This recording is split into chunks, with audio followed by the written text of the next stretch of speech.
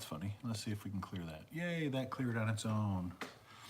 So, boys and girls, I'm going to try to be working on this rig here tonight. Oh, it's sideways. All right, let me fix that. That's why I went early, 5 minutes live.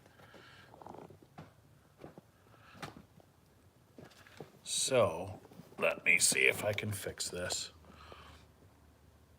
How would I? I'm using an old iPhone that I have. So, we're gonna see what we can see with this guy here. Is it too heavy? Oh, that made it worse. Hang on a second, guys. I see now I'm gonna have to... What up, everybody? Just having technical difficulties at the moment. So I'm trying to rectify that scenario, AKA situation. Last week I went live and used my iPad. This week I'm doing it with this iPhone. So we'll just unplug that for now. And let you guys hang out there. See if that works. What up? Bob's RC, what's going on, brother? Let me see if I can set this a little bit better so it's not so weird. I'm hoping that this thing's battery doesn't die. If it does, I don't know how to change over. I'm not a very, very high-end techno guru. Let me grab something to clean this screen off real quick. Piece of paper towel, maybe.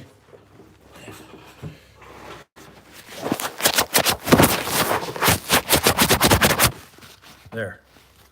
Now, let's see, can you guys hear me? Okay. Now, let's see, can you guys hear me? Okay, perfect. You guys can hear me. All right, so I'm working on the Red Cat Ascent.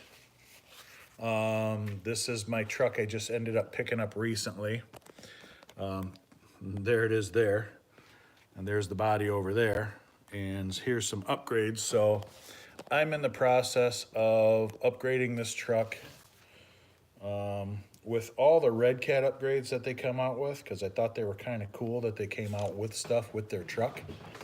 But at the same time, I also wanted to Fury Tech the motor, or do a Fury Tech motor, do a Fury Tech ESC. I'm going to use the Avatar radio. So there's my, what is that, receiver we're using. And the ESC, I'm using the, what am I using here? Iguana Pro. So 3S ESC. If it's not 3S, when we plug it in, we'll figure that out, won't we?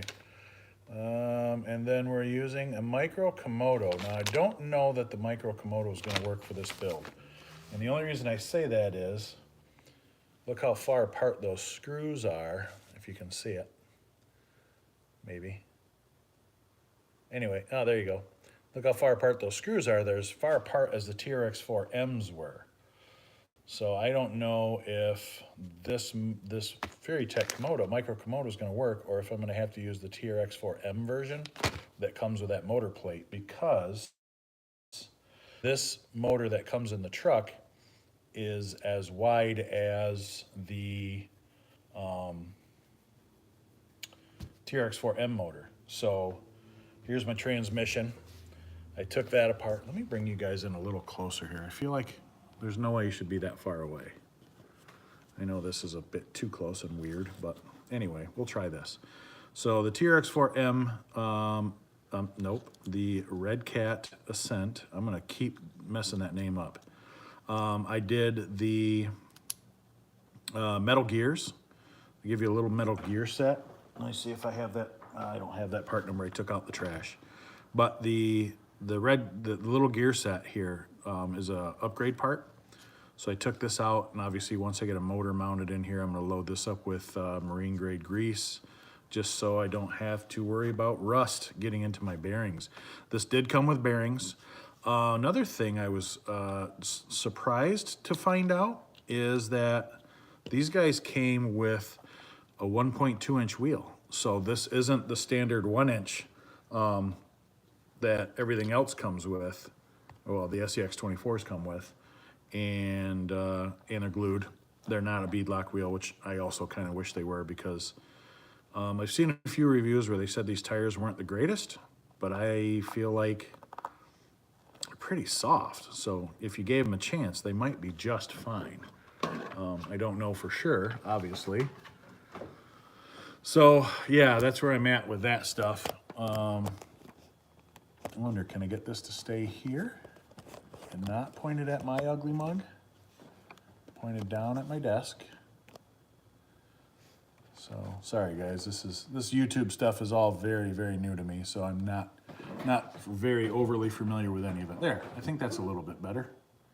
Where are you guys getting glare from? This light? You can turn that off. Nope, I need that light to see what I'm doing. So, all right, we'll see how long this battery lasts. That might end this live faster than I realized. I wonder if I can plug that phone in. We still early? Man, we're 2 minutes early. Or 2 minutes after, actually. I bet I can plug this phone in the way this is setting on here. Give me 1 second, guys. I'm sorry. I'm not overly familiar with all this hardware techno nonsense.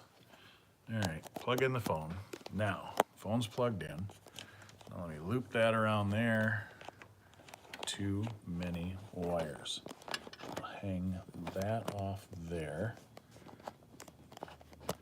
Does that work at all? Or is that gonna... Okay, maybe. Till it falls off there. But at least it's charging, so it's on a charger. So anyway, back to this truck. The metal gears are probably something you guys are gonna wanna get. The plastic gears don't look bad.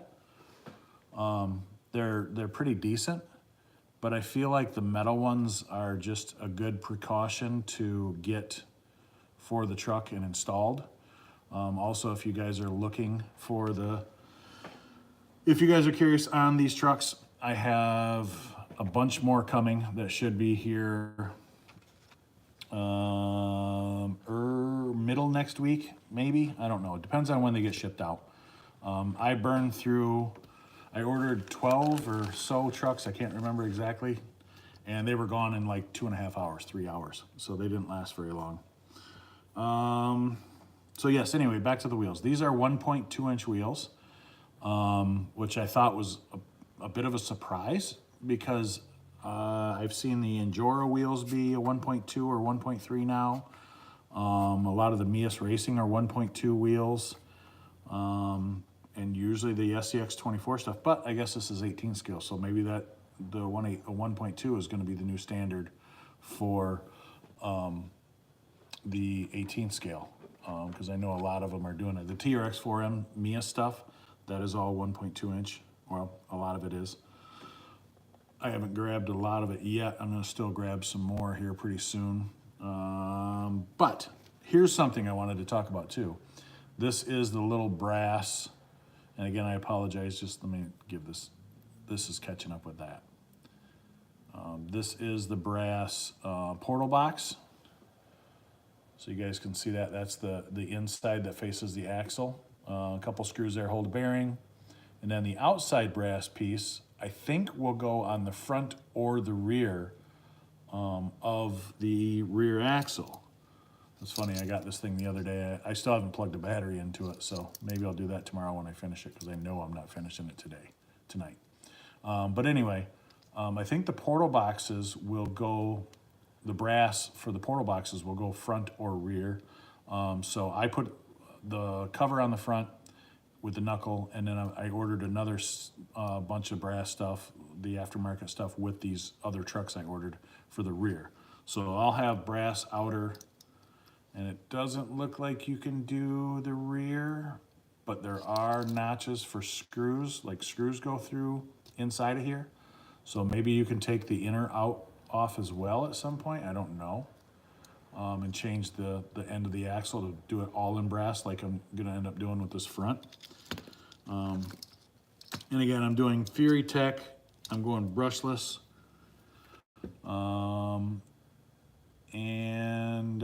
That's a pretty good size pinion gear. So we'll see what size pinion gear it's gonna need. I know this truck, I was doing this one the last time I went live, and I was building this truck. So I drove this truck. It has the micro Komodo in it. I ran with the TRX4M micro Komodo gear that comes on the motor. I think it's too small because there was times when I was driving it and the truck was under stress or whatever. Yeah, metal gears are definitely a must in all my cars. What up, Dave Walter? How's it going, man? What's going on, Chris? The micro Komodo, I think, gets a little warm. Here's what I did to kind of use and I'll take the body off in a second, but did that to space it out between that servo arm and this drag link here. But I think the gear that comes on the TRX4M motor is the wrong gear. I think it's maybe 1 or 2 teeth too small, and if I remember correctly, there's no way to space this without oblonging one of the holes in the transmission. So, if I do that, then I might be able to get away with it, oblonging the hole in the transmission. Now, taking the body off, I went with a Reef's all brass Micro 99 steering servo. And look how smooth that is, man. So smooth. I love how smooth that is. Avatar receiver, Lizard Pro ESC. I'll have to check that paperwork to see if that ESC is 3S capable.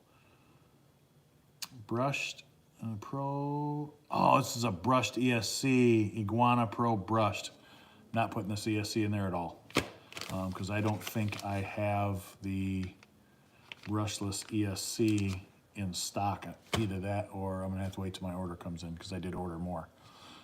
Anyway, so this motor I feel like is just too small. It got pretty warm. It's gotten pretty warm also on my my TRX4M Bronco. So I think I'm gonna have to go to the bigger motor, the bigger whatever Komodo motor, the 1400 kV, whereas this one is a 1212 can and it's a 3450 kV. So might be too high of a kV because this truck is super fast, so I had to turn it down on the radio, the throttle curve. That's the nice thing about having an aftermarket radio is you can turn up and down your throttle curve. So this truck isn't that fast with it turned down. The aluminum mount that I cut the ears off the axle mounted fine. 2 of the screws went on the back of the diff. I still got to do brass diff covers on this one, and I got to find. You guys let me know who sells a brass link set for the High Trail, because this being the High Trail, it's got the longer shocks and longer wheelbase with a longer body.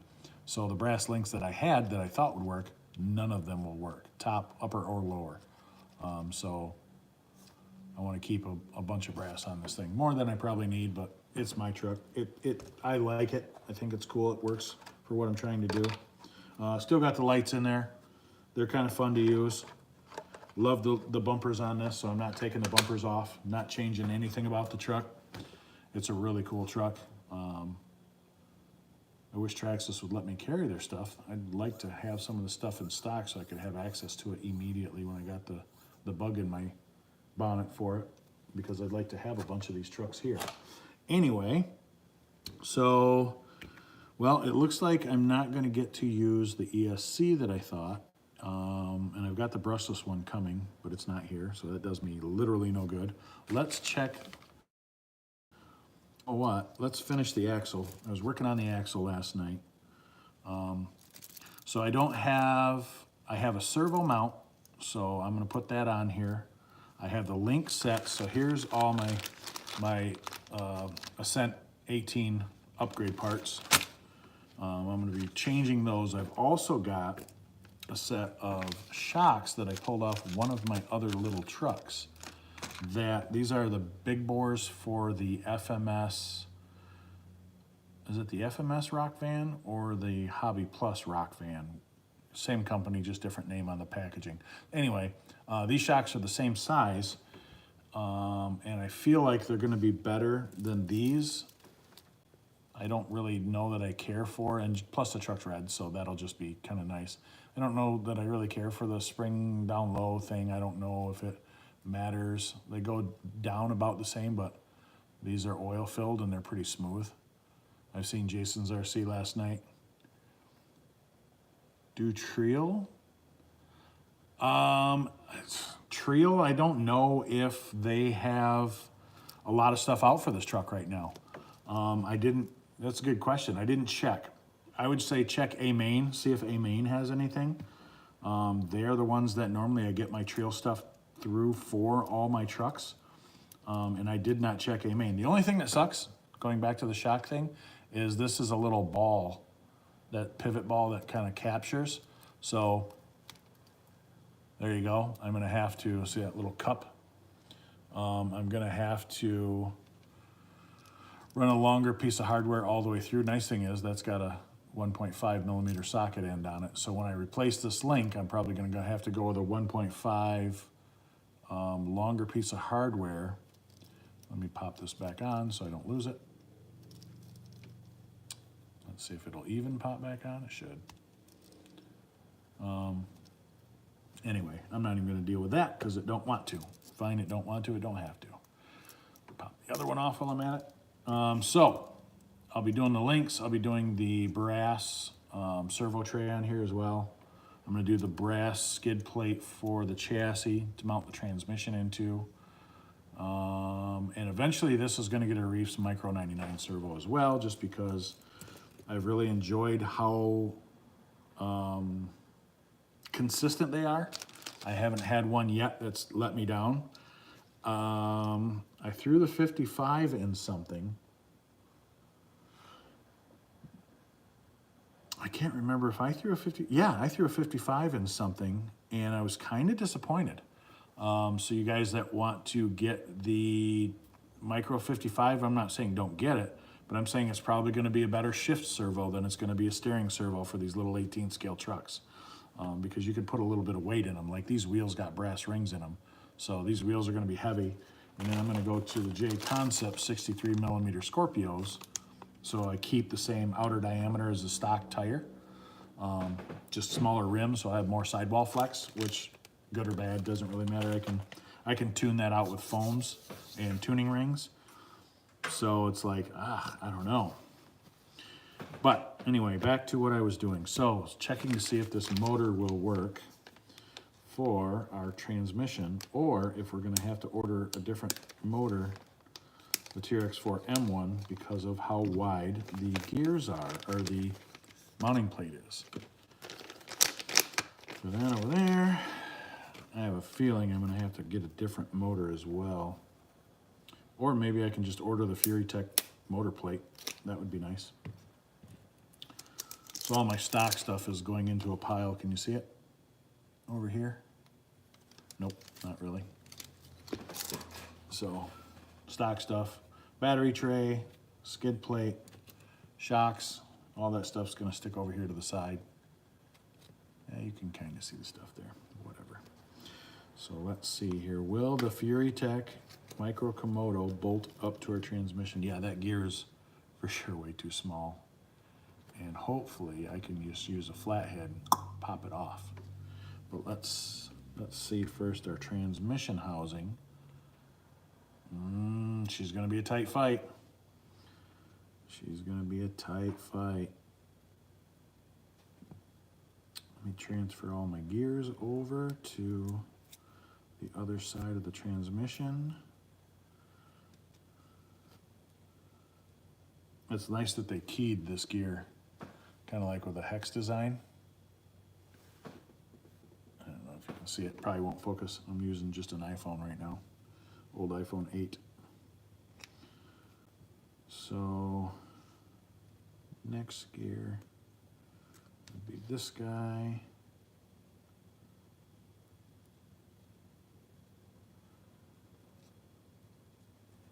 And I feel like they took some cues from the TRX4M as far as these gears. I should pop my TRX4M out, transmission out at some point and see how close these gears are, because they don't look that drastically different. Moment of truth, is she gonna line up? Not even sort of. So looks like we're not using this micro commotor motor either. I'm gonna have to get the bigger motor just because there's our difference in how far apart our holes are. They're not even close. All right, well, so much for finishing the truck, probably this week anyway. I probably won't be able to finish it at all this week. Well, no, today's Saturday. Yeah, I'm definitely not finishing it this week. I'll finish it next week when my A-main order comes in, but I can finish everything else. So what I'm gonna do is I'm probably gonna throw the stock motor back on it for now, because I think I'm gonna wanna drive this thing at some point. So let's throw the stock motor back on it. And all the hardware on this truck is 1.5 millimeters, so if you guys are curious about that. That makes it kind of easier for you when you're looking for your tools, what tools you got to break out for this build, or this truck rather. All the 1.5 stuff tends to work. And as you guys may or may not know, if you know me, I don't leave anything brushed and I don't leave anything stock. So that's what put me in this mindset of, let's see what we can do as far as building this thing up kind of cool. All right, there's our screws. Let's put our transmission back together for now. And I'll put all the other parts in here, because I don't think it's bad, the brushed stuff. I don't know, something in me drives me to change out as much stuff as I can. These drive shafts, I think, are gonna become an issue. Being a Phillips head screw, I don't know that, and that's what that screw is for your through screw, and it's really, really small. So I don't know how durable they're gonna be. I mean, especially 18 scale, once you put some power to them, and your drive shaft balls are plastic. So this is definitely gonna have to get some metal drive shafts at some point. These drive shafts, I don't think, once I put power to this and pump it up to 3S, I don't think this thing's gonna last. First time I get it bound up, I think I'm gonna destroy the drive shafts on this truck. So that's a must. Maybe racing, but they're keyed coming off the transmission, so they're flat top and bottom. I don't know if they're bigger, maybe the Dremel knocked down the edges, if they won't bolt up to the, just checking my, okay, they're nice and smooth. Good. How many folks we got watching? We got 5 people watching. What's up, everybody? So if you're following along or listening, checking out this so far, VeriTech Micro Komodo motor by itself won't work. Maybe you'll need the TRX4M Micro Komodo. The only reason I was putting it on this is because I had one in hand, and I'm finding out that I have the brushed ESC, so that don't work. Now that brushless motor doesn't work. This receiver will work, but I don't have an ESC. Oh, I could put I'm not putting that ESC in here because I'm gonna go brushless, and that's a brushed only. So we'll just put it back together with a stock motor in here for right now. Maybe I'll pull out one of the ESCs from my other trucks. I hate doing that. I hate stripping a truck to get another truck running because it makes literally no sense. I want all my trucks to run. So once I get a truck finished, usually that's the end. I'm not tearing it apart to get another truck moving. That just is back asswards to me. All right, drive shafts are back together. I wish they had a transmission housing for this. That'd be kind of nice.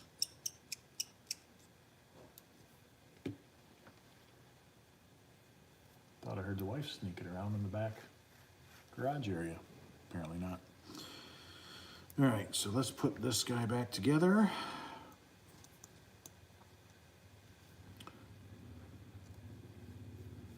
Man, I did not think this build through.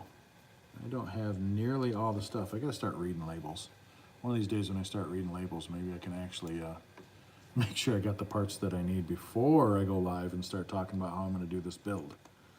I guess I can do mostly the Red Cat stuff, the Red Cat upgrade stuff. I'm still going to figure out how to utilize those shocks, though. I want to utilize those over the stock ones for no other reason other than they're just different, and I just want to change them from stock. Get rid of the stock stuff. How many of you guys get a truck and as soon as you get it, you start stripping parts off so you can throw the upgrade stuff on there? Am I the only one that buys a truck and then buys all the upgrades that I can get my hands on at the time and then starts working on it immediately? Especially before I've even put a battery through it. Crazy. All right, let's see. Where is our transmission housing? We've got diff covers, servo mount, links, drag link, transmission. And I've already done, what did I already do? I opened some stuff up the other day. Oh, portal boxes. I already did the portal boxes. So, and all the stuff is pretty cheap. This is 29 bucks for your brass center skid. Pretty nice beveled edges, so you can see a little bit of gold through there, or brass. So that's pretty cool. I like that over the stock stuff anyway. You do have countersunk screws. Is this keyed to go in only one way? That would be curious. It is. This is set up, your transmission's set up so it will only go in one way. See that little lip up here? And then I try to put this in this way, it goes in. Try and put it in the other way, it won't seat. And look, there's another kind of attribute to the TRX4M, or similarity. That little square, why'd they put a square in the bottom of the skid plate so you can see the transmission? Because Traxxas did the same thing with theirs. Got that little square in the bottom. I don't know, maybe I'm reading into it too much. Could very well be. And then you've got little 1.5 countersunk screws here that hold your trans into your skid plate. And it looks like, I'm guessing, because I don't see them exactly, but it looks like, yeah, you have pivot balls with O-rings. They could have done something a little better with that. I know keeping it cheap is the way to go for guys.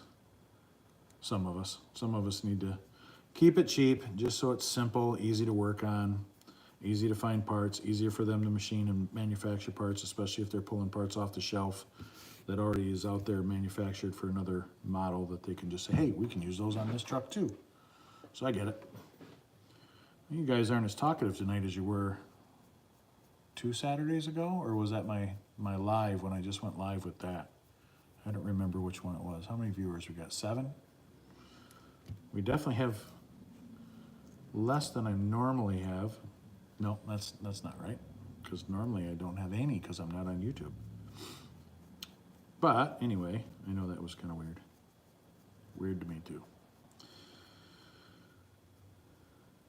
I'm curious to see how much of this stuff is just gonna bolt and go.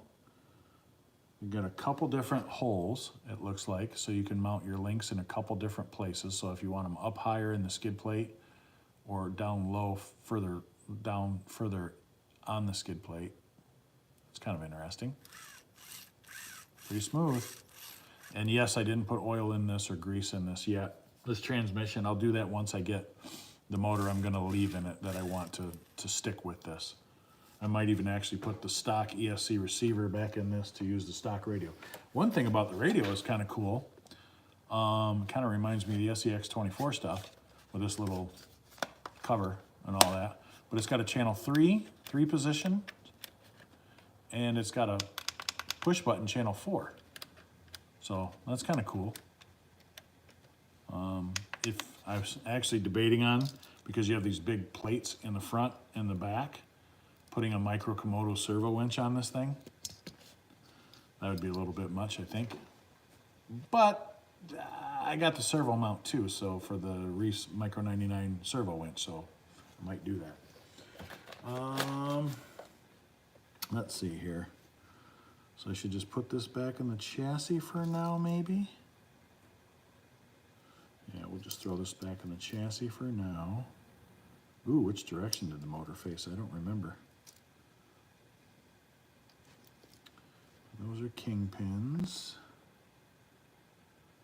Those are box ends. Yeah, started to take this apart yesterday and walked away and didn't really keep an eye on what went where. So you guys will have to forgive me while I hunt for hardware to make sure the right length goes back in the right part of the truck. Oh, snap. One thing that's kind of cool with this is the side plates for your hardware are a 2-piece. So you have to take out, yep, that's what I got the right screws. So you have to take out 2 screws on top, and once you take those out, you pull that off, and then you can get to the 4 screws here, the 2 for the skid plate and the 4 for the links. So I thought that was kind of neat that they did it that way. And it's longer to the front than the rear, so let's see. I'll put this guy in here. Might as well bolt it back on now. Does it go through? It does.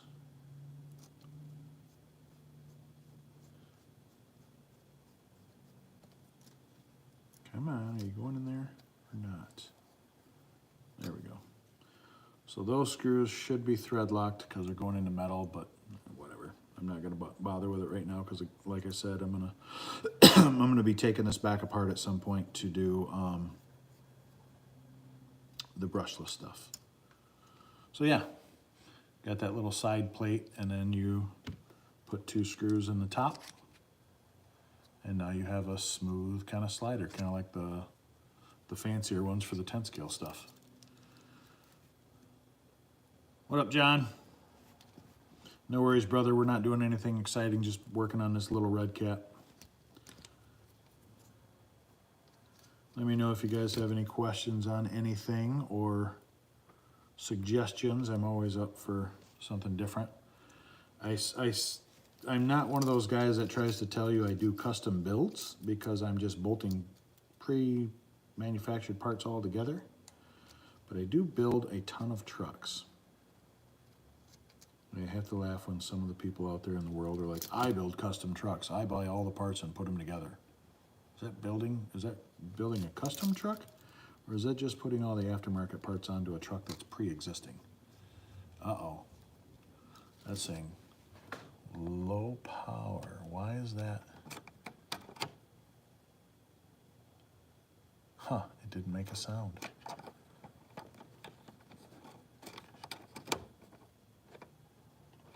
Didn't make a sound that time. Let's check. Are we in our indoor camera device?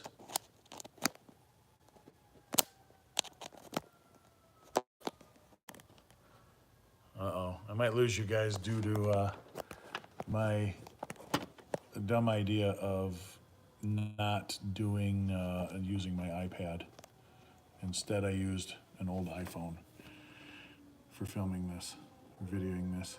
So we'll see. If it just cuts out on me, I'll fire it back up. If I've got time, if it just cuts out on me, it just cuts out on me. I don't think it'll do it anytime soon, but it keeps telling me low power, and it shouldn't be telling me low power. I don't know why it's doing that. That's making me very curious. I almost want to swap over to my iPad real quick anyway. All right, so we're done with our portal boxes. We're not going to be using those again, the stock ones. We're done with our skid plate. We're not using that.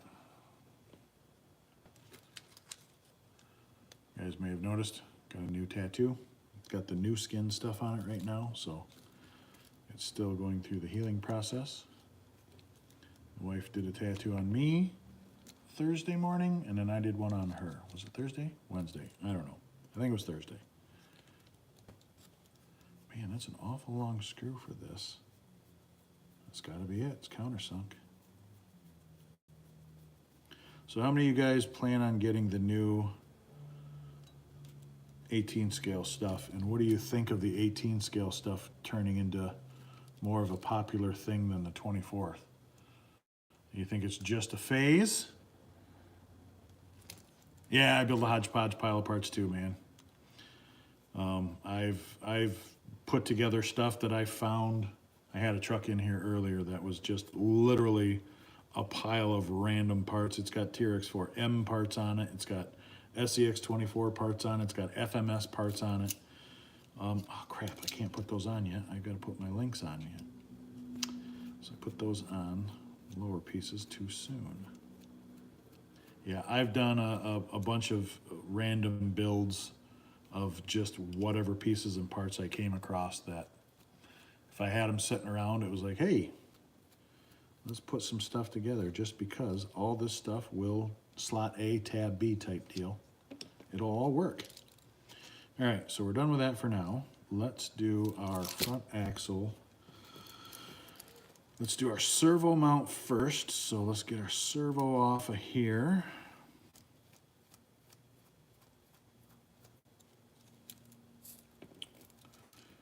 I'm gonna have to center the servo. I don't think I'm gonna keep the stock servo on here just because I like the reefs. So I think that's what's gonna go on here when I'm all said and done. But this is one of the little hex fly guys. I like that it says coreless servo, like that means anything nowadays with all the stuff out there in the world.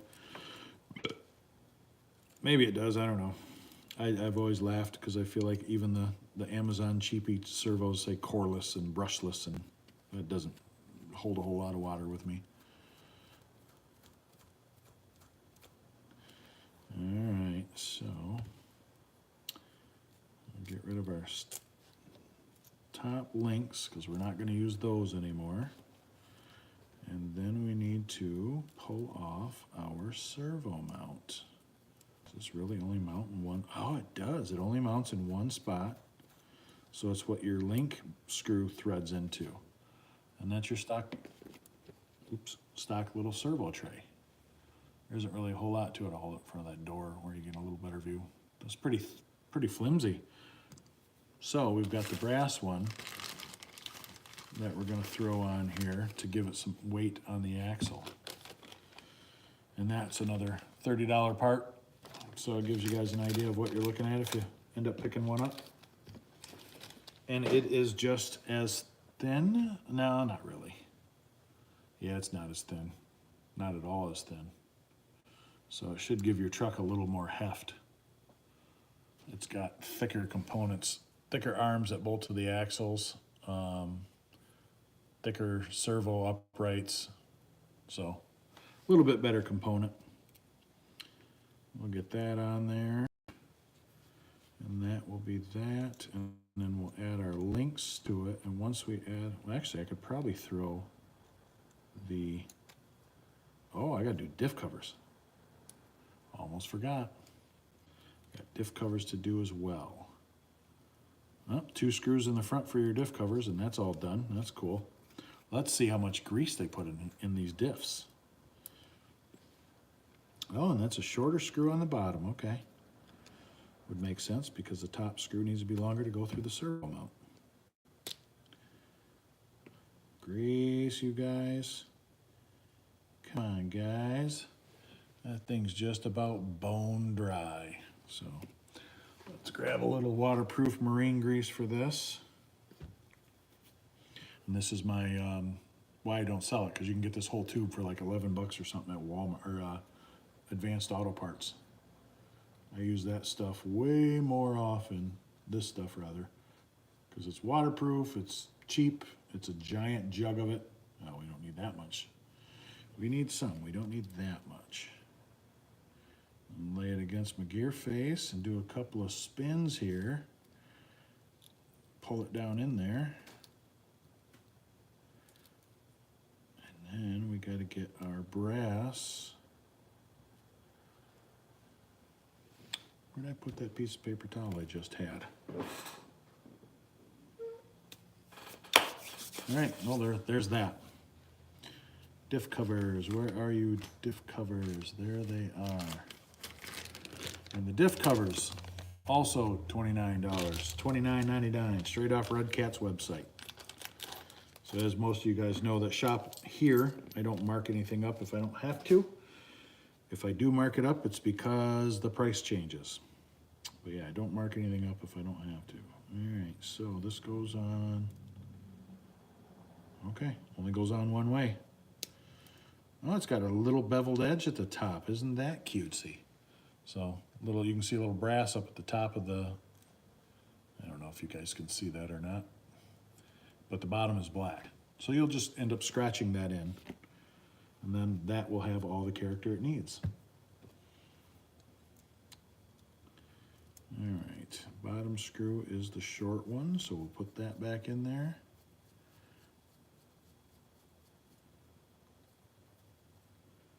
All right, that went in really nice. Now we can put our servo mount on here. At least our top screw, not our link screw.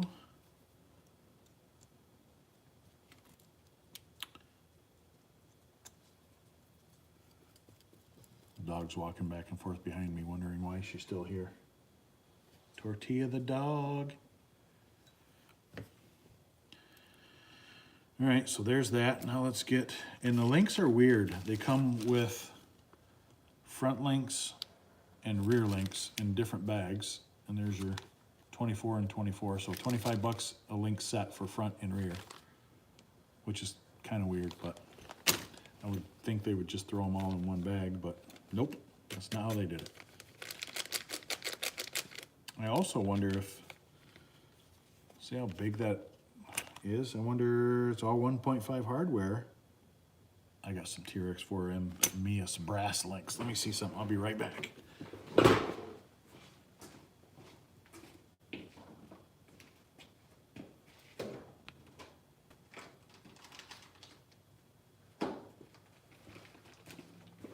All right, now that I got up, I gotta run to the bathroom. I'll be back in again. Talk amongst yourselves.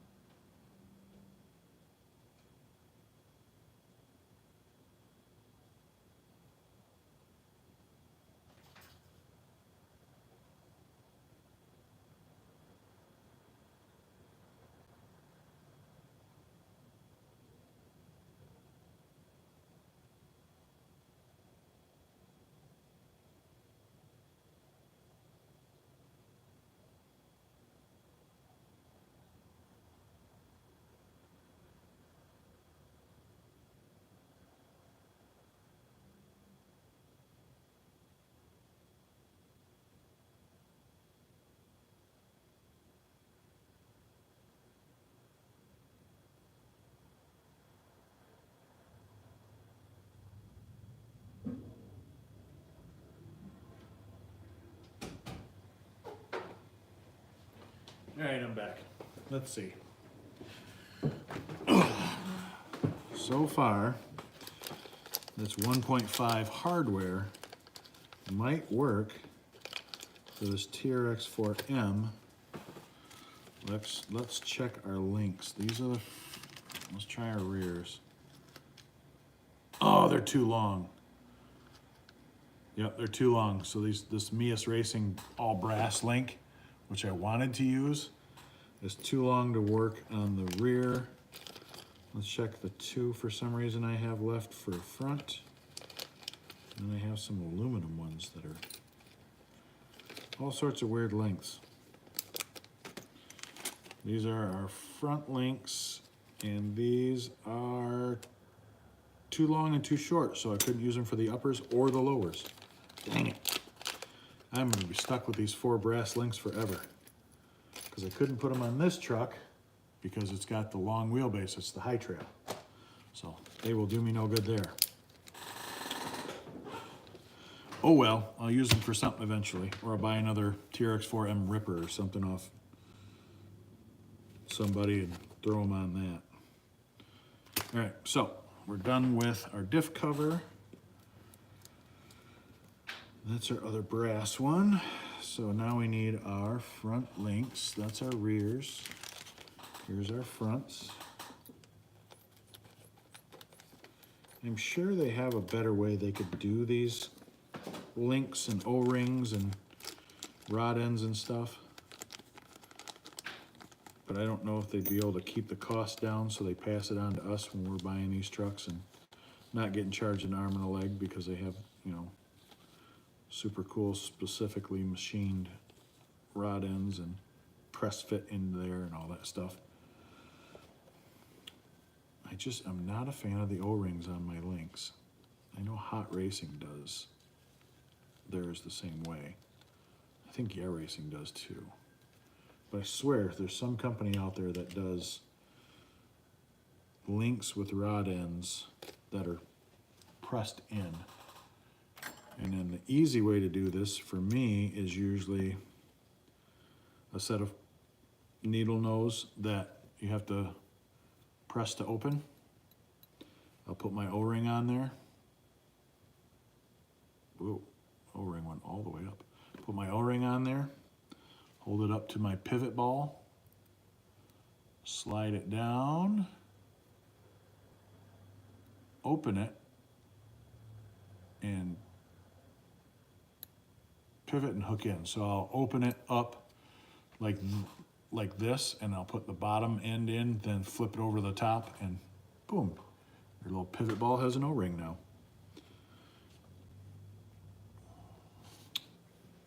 But again, like I said, I'm not real keen on doing the pivot ball O-ring thing. It's just not my favorite. All right, we got one on there. Let's see if we can get the other one. And another way to keep it from taking off on you is if you can slide your thumb over the O-ring, so like if it slips off, it doesn't shoot across the room and you lose it forever. Hopefully you guys are getting all this nonsense and I'm not losing anybody. And hopefully that phone doesn't die. And hopefully it's not moving. So there we go. There's our one of our little pivot balls in and the brass arms are flat. So I thought that was kind of interesting too. They've got a slot in them. Why they did that, I don't know, make them fancier. But I would have preferred them to leave that material in them so they were heavier, because now you removed the opportunity for these to be heavier by milling out a piece. Yeah, it looks fancy and shiny, but I don't want you to lighten these up to make them look cooler. The rocks will scratch them up all by themselves. All right, the top ones were these short ones. All right. So let's finish our pivot balls. These O-rings are really, really soft too. I wonder how long they're gonna last. I mean, they're like silicone, whereas the other ones are almost more of a rubber. And I feel like the rubber is gonna hold up a lot longer than the silicone. Catch this against a rock just right, you're gonna scratch, you're gonna peel it right off. See if I can put one on by hand. I don't even need the tweezers. That's how soft those little O-rings are. I don't know if you can see them, but there they are. So slide that guy in, we'll wait. And where's our other little one? We'll throw that one in there now. Yeah, that is weird. These are, yeah, I just slid that on with no problem. So that's another thing that makes me, that's gonna fall off. Makes me worry that it's gonna fall off when it's on the truck. If it's that soft and it moves side to side, so you're gonna have axle play, yeah, I'm gonna have to find an alternative, because I'm not gonna wanna leave these links on there for very long. Red Cat, do better. Cool little truck. Glad you guys came out with them. I'm not impressed with this link set though. I feel like it could have been manufactured with a little more thought and a little more durability in mind, because I feel like these O-rings are not going to hold up, and you're running out of, you don't have, it's not really tightly spaced in between here either. So that tells me also that you're going to have even more axle slot back and forth. That's not good. I might end up going back to the plastic links. Maybe not, we'll see. There we go, there's our servo tray. And our, well, it's not too bad. You know what I mean? I don't know if you guys know what I'm talking about with slop in your links. Yeah, it's not too bad. I am not impressed with this drive shaft having a plastic U-joint though. That is not cool. So these will be getting replaced very soon. And again, I'm sticking with my stock servo right now because I don't have a reefs to throw in here. That's normally what I throw in these, the Micro 99. I've been a big fan of those since they come out. They're just a really powerful servo for as small as they are. Even their micro servo went pretty good. Which this might get a micro servo winch. I've got one I could actually take out of a 10 scale truck that I don't drive anymore. That I'm potentially getting ready to part out and sell. Boy, you guys aren't very chatty. Only 4 of you? All right, if there's 4 of you in here, there should be 4 thumbs up, so I only see 1. Come on, let's see it. At least 2 more. Are your pinions D-shaped where the drive shaft goes on? If so, get the Endura stainless shafts. They are good. I don't know. Let me check. The other thing I don't like about this is I don't think they're D-shaped. I'll show you. I'll show you if I can get the camera to focus. The other thing I don't like though is the fact that Phillips head screw and it's super tiny. So I think you could probably get away with the Yeah Racing SEX 24 ones, maybe the Yeah Racing or whoever, Hot Racing, whoever. No, they are not D-shaped. There's a flat spot on the top and on the bottom. So, odd. I don't know how I feel about that, which is nice because the drive shaft only goes on one way, but is bad because it limits you on drive shafts you can use. So, therefore, what you're going to have to do is if you want to use another, let's say the output pinion gear is too big for a Yeah Racing one. I don't know that the TRX4M one is the same size as the SCX24 one. Let's say for argument's sake they are. Then you'd have to machine this pinion gear output shaft, the hard edges, you'd have to round those off, either that or shrink the circumference to use a different drive shaft. So might lead to you having to do some custom work of your very own. What are you guys getting ready to part out? What am I getting? The RC4 all drive Blazer. I've got the one with the V8 motor and the R4 transmission. I've got 2 of them. So I've got one that's leaf sprung and I've got one that's got Vanquish axles on it. So F9 SEX 10.2 center front diff. I might be getting rid of one of those trucks, parting it out. Maybe, I don't know. I gotta look at it and see. That one's got a metal cage in the bed.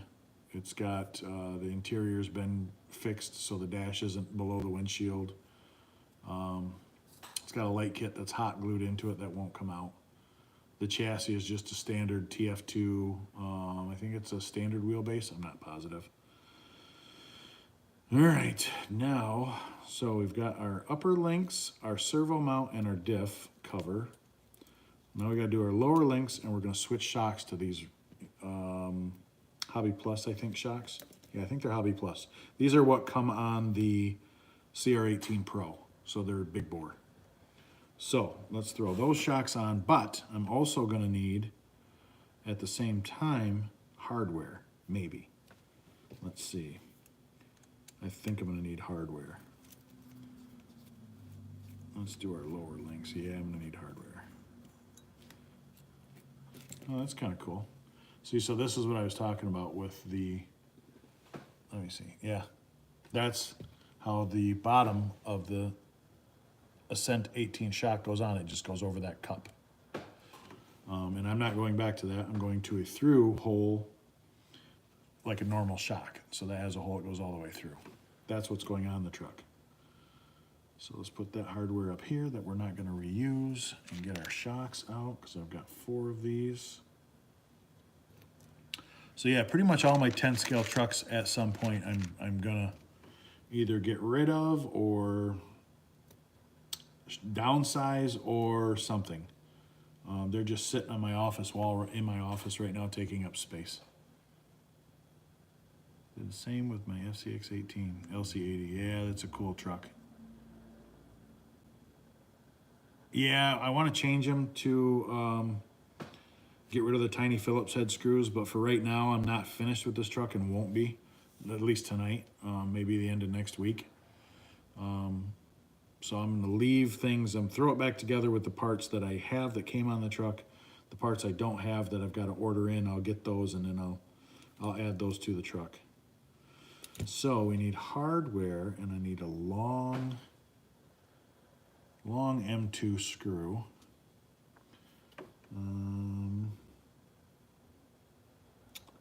Let me check my hardware real quick. I'll be right back. I know I've got a whole bin full of stuff right here. I had a machinist friend of mine, thank you Tony Lyons, who gave me this tray that has a little pour spout on it, so I can dump all my hardware out, sort through, see what I need, put that back in there, and ta-da, it's all back in there. Even though I just literally dropped one of them on the floor somewhere. Oh well, it was one. So this is all my M2 and M1 hardware, I think that's what I'm looking correctly for. So we've got to replace this guy. So we need some super long ones. And I just might have the TIG. Ah, yes, I do. Cool. Maybe. Let's see. There's one. I need one more. Ooh, I've got stainless in here. Aren't I fancy? So let's throw the stainless ones on there if I can find another one of those. That was my problem. I found one black one and one stainless one.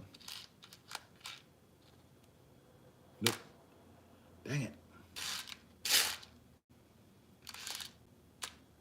How did I find one of each in super long hardware?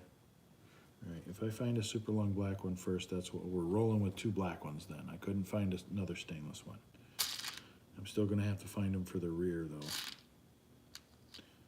If I'm changing out those axles, so I'm gonna need two more. One for left and one for right. Oh boy. Do we have it? Do we have it? And we have it. Yes, we have our hardware. So, okay. Oh, that's so convenient. All my hardware back in one place.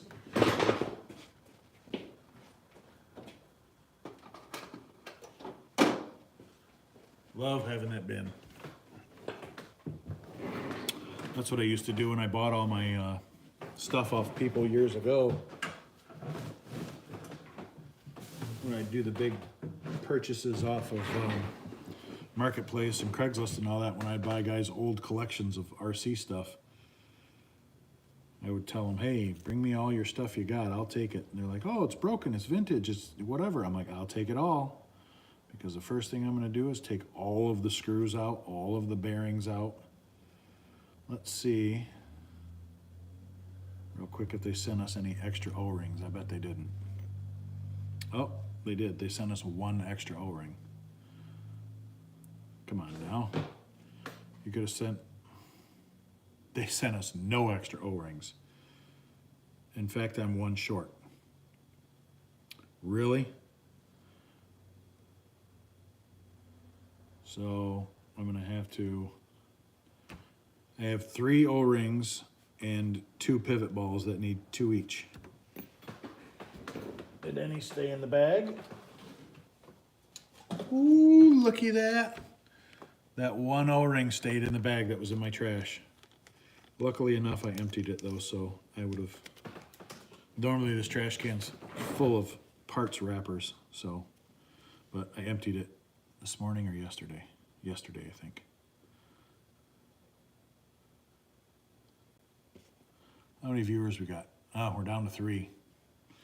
I guess I'm not as popular today. It's only popular when it's the new thing. Whatever. Doesn't matter to me. I'll be tinkering on this truck all weekend.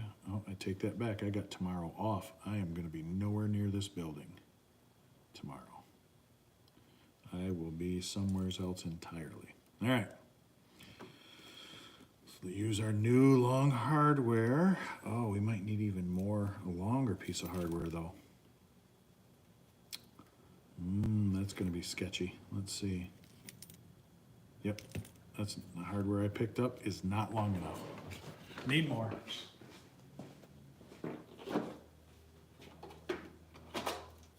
Hear that? I stepped on a duck. How many of your guys' dads used to say that when they ripped ass in the house? Oh, I stepped on a duck. Did you see that duck? Yeah, just mine? That's fine. All right, there's two super long stainless steel ones.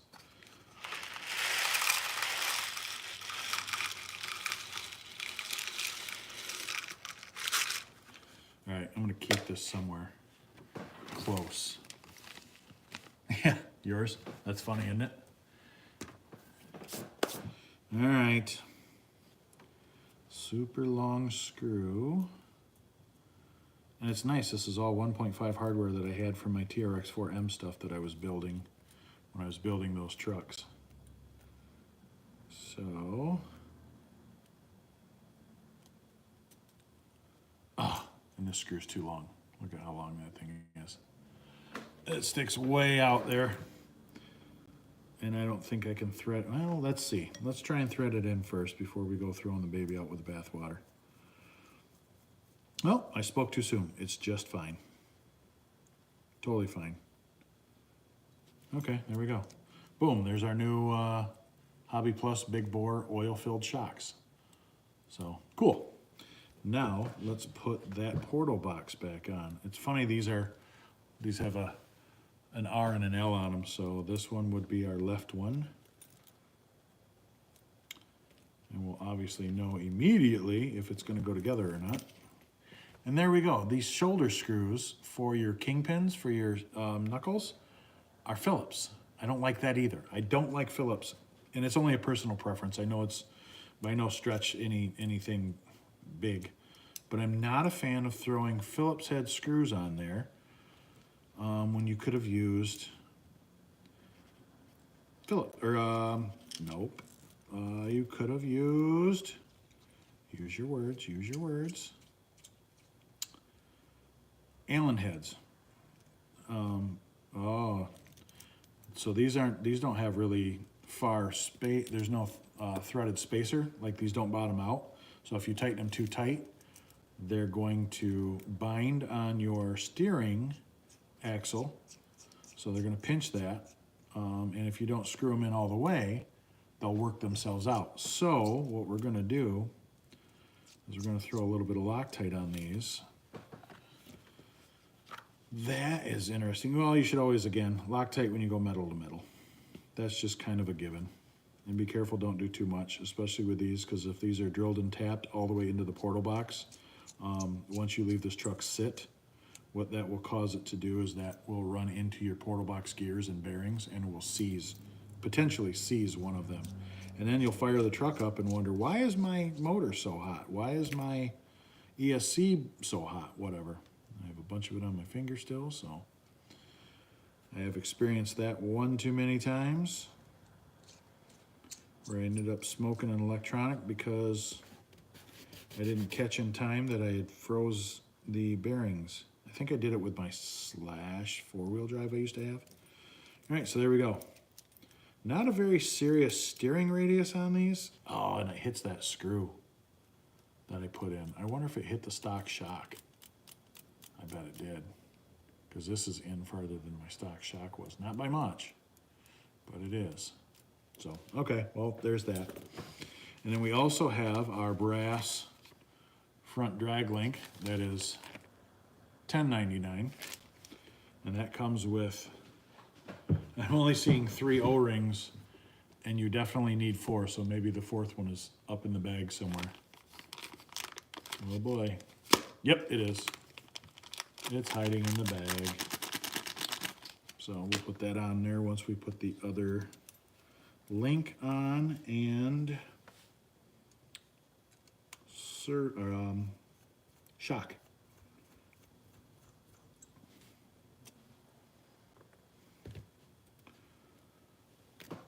So here's our other shock, and all of our shocks are the same length and set up the same way, so there shouldn't be any issue there.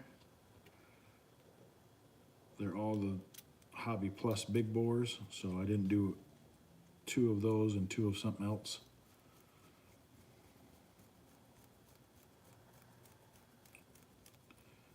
I'm just hoping this doesn't go too far into the case to where it rubs against our gear.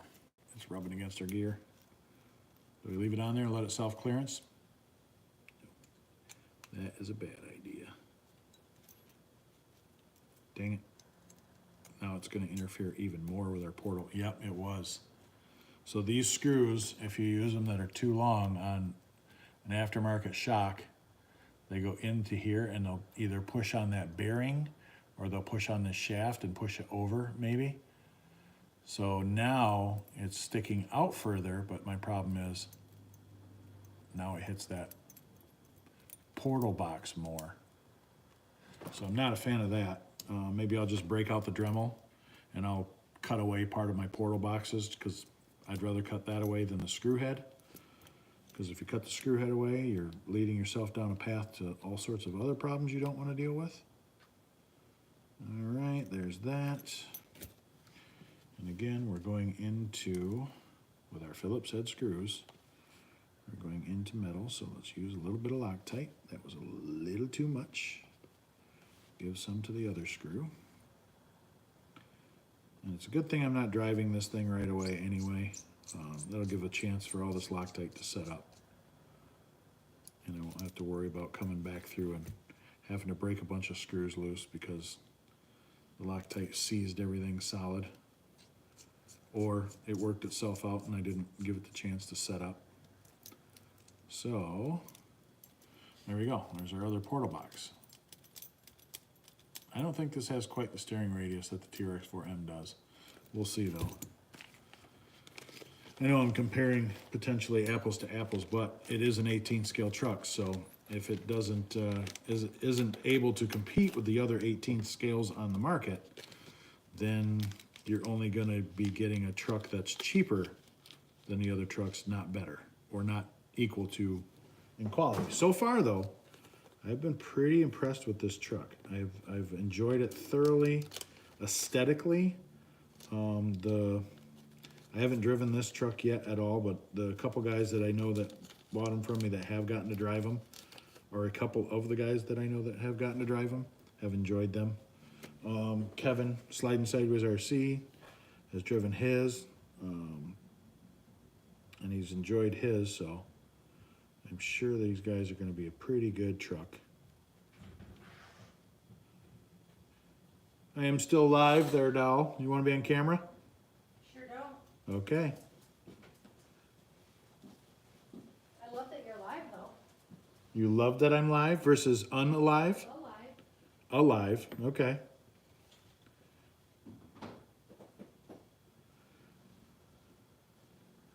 So I will finish when I get done tinkering on my way home.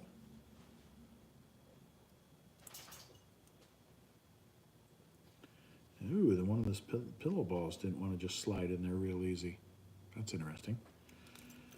All right, now let's put our hardware back in. Servo arm goes to that side. And it's nice that it's kind of bent, not bent, machined like that, so it'll clear. And let's go through that one. And we should Loctite this one as well. It's funny that in this kit they give you your steering drag link, but not the actual link that comes off the servo. That don't make a whole lot of sense to me, Red Cat. You should have added that as well.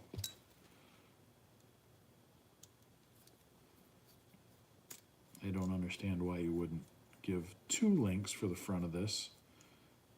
because once I throw that Reefs servo on here, that upper link is for sure gonna flex a little. May not go crazy, but it'll definitely flex a little.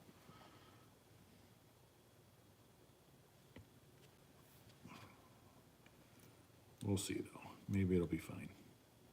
Worst case scenario, I've got enough link sets around here from other trucks that I will make something else work.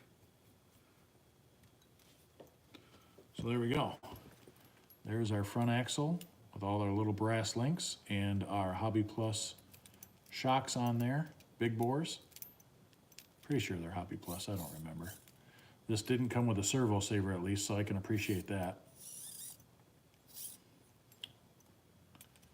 All right, so I think we're done with this. Man, that's tight now. Tighter. It's not bad, but I really don't care for it being that restricted, it feels like. And that clears just fine. We'll see. We'll put it together, we'll test it. If everything gets hot, then we'll take it all apart and change it. Go back to something a little more tame. All right, so front axle done. We have nothing for our rear axle. And we've got our transmission put back together and put back in here. Let's remount our front axle. Should be good to go. I like that they made the shock towers into the frame. And they're multiple holes. So that way there you've got a chance to change your shock position should you so desire. All right, let's do our shocks first. I didn't like, however, that they did long screws and capture nuts, because I'm a fan of them doing oh geez, put this in the front hole. Going into plastic or threading into something. These don't thread into anything. And I have the wrong hardware here. Where did the right hardware go then? In the old shocks? Oh great, it's still in the old shocks, so you know what that means. We've got to use our own hardware, which is fine because I have oodles of it, so no big deal there.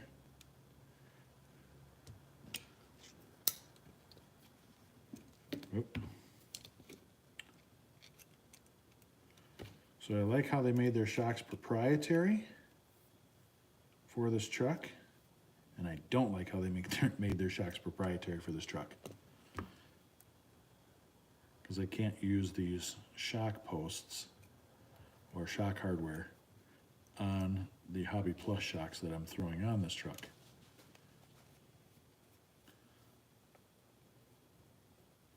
But that's fine. I've got plenty enough hardware. Come on.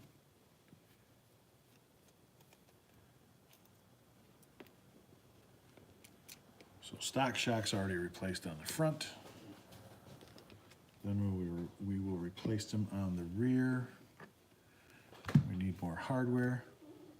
Forgot to ask me how much those axles you have that would fit my Phoenix in the front. Bigger spool in my winch that I bought today.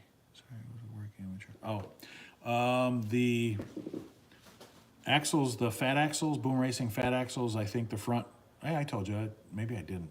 The front runs like $150, the rear is $100, thereabouts. So they're usually $250 for a set of the fat axles, the AR44 style fat axles. So they're not bad, especially because they come complete. That makes it nice. All right, now we need to steal some hardware again to mount our shocks in our tiny little components together. I almost said nuts. We might be running low on hardware here. Oh no, I've got this hardware right here that I was going to use for the diff, that I don't need to use now. So slide that out of the way for this very moment. And let's see if this works. Oh yeah, plenty of room. Put our capture nut on there. Or nylock, or whatever they call those nuts with the nylon in there. Then that will be done. We'll be able to mount our front axle, and I'll probably call it a night. You got it, man. No problem, dude. There's that.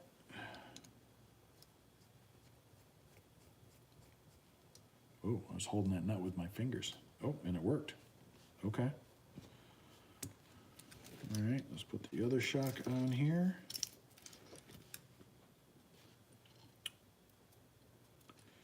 Get in there. Yeah, that should work, but barely.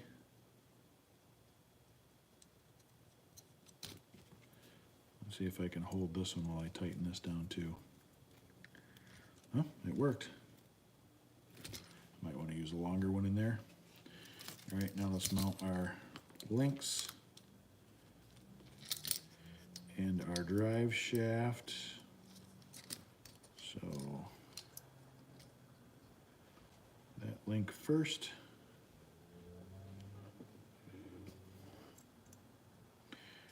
And I would say I would use Loctite on this one, but I'm not going to bother because we're going through plastic, through metal, into a threaded metal, but this also has a cover over this screw, so you're not going to see these screws anyway. So I'm not going to worry about it too much. I am going to get my drive shaft lined up and my lower screws set up in here now.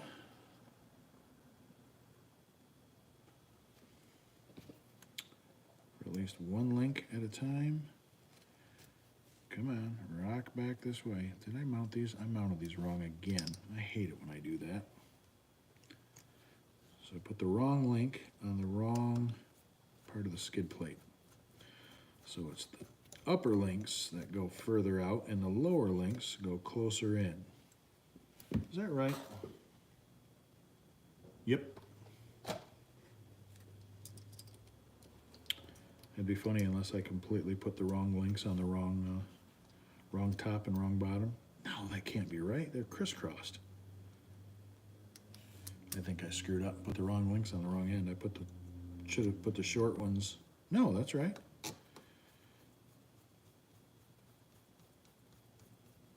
Yeah, that's right. Okay.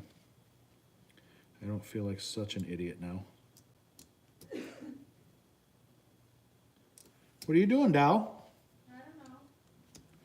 You hanging out like wet laundry? No. Okay. I'm too lazy to get out of the chair. Okay. The wife is hanging out here with me in the back room. Oh, this drive shaft fell off and damn it.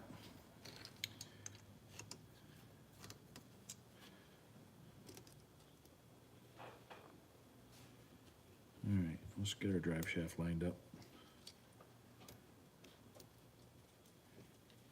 I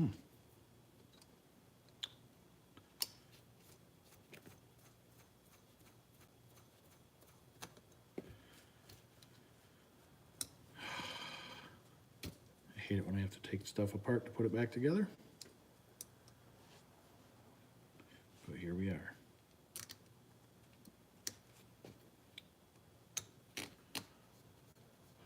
She's hiding from the camera. Yes, she is hiding from the camera. She's in my office. Yeah, I'm shy. She's not shy. She's a look. What? Yes, she is. No, she's not.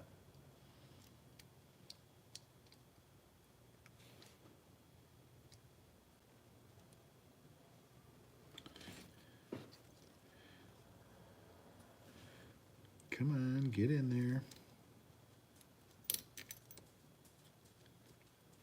There we go.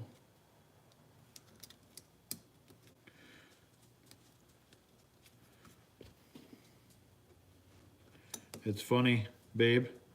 The dog keeps popping in here, and I'm like, she's probably wondering why she's still here. Well, be glad she's in here some of the time because she keeps farting in there. She keeps, okay. Like audibly farting. Oh.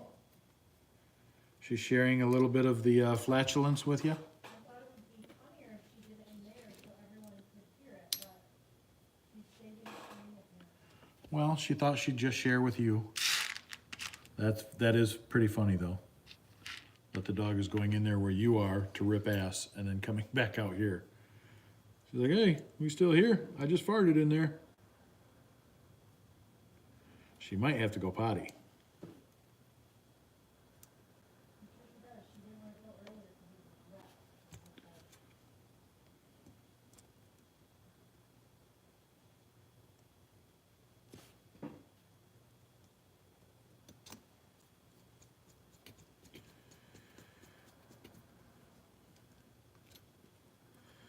outside. And this is why you guys need bins full of hardware like this. So that way there, I'm not able to use these stock screws to get these things to line back up. With all my little bins full of hardware, I don't need to worry about it. Let's see if they're too long though and bump into each other. Yep, dang it. So let's find one that's a little shorter than this one. Actually, if we can find two of them, that would be ideal. Is this one longer than the one that was used?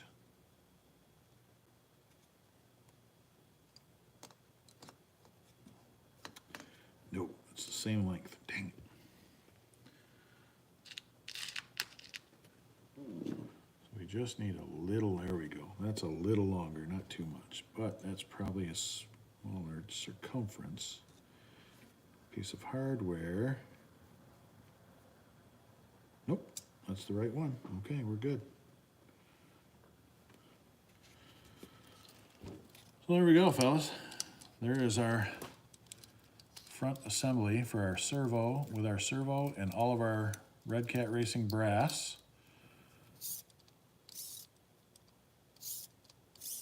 So I can't finish my rear axle. I can't swap out my servo. I can't swap out my electronics. Watch, this is what I was talking about with this. Well, it's not bad. It does move a little. Not bad. All right, so now we still got to do our rear, and that travel is pretty good too. So you've got this plate up here, which I'm probably going to get rid of and just run braces. So that way there, my servo doesn't hit it, because right now it's stopping. Oh no, it's hitting the frame rails. So that isn't doing us any favors. Well, let's do a set of our wheels, a set of our tires.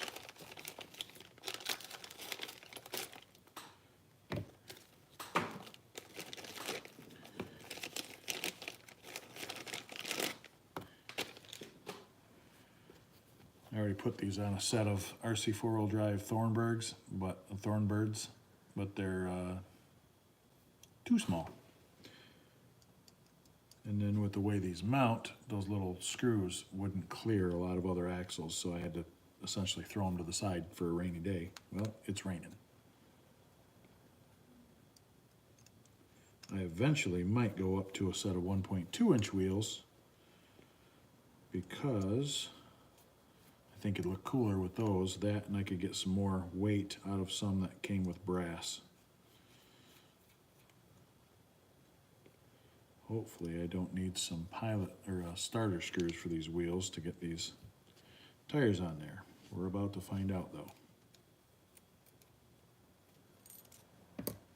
There's our ring, there's our face, and there's our brass. Man, these are cool looking tire. But these are so much bigger.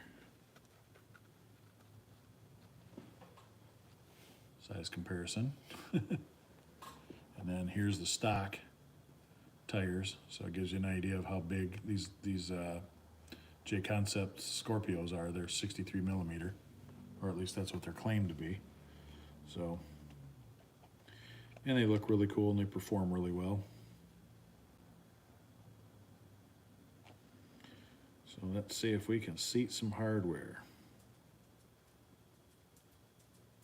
Maybe. Maybe. I'm probably gonna need some starter hardware. Oh boy.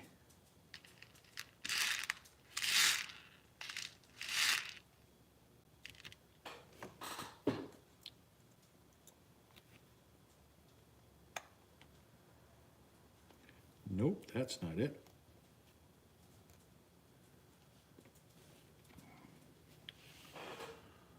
So we need some smaller ones, but longer, that are also 050. So that means they're going to be standard, not metric. That won't work.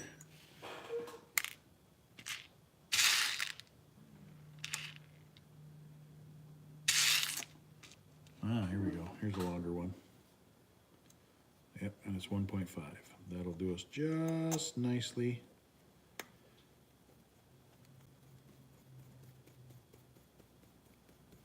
There we go. That worked itself right in there.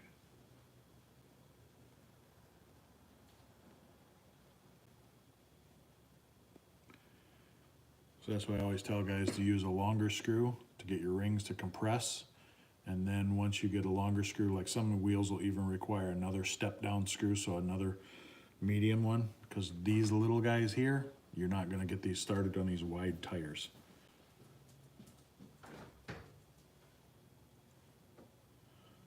I do it with 10 scale bead locks as well. Yeah, you do. Keep running your jib jab over there. I'm gonna come in there with a camera. Make you YouTube famous. No. Okay. Then you watch your ha-has, ma'am. Hey, I didn't say what I want to say. Uh-huh.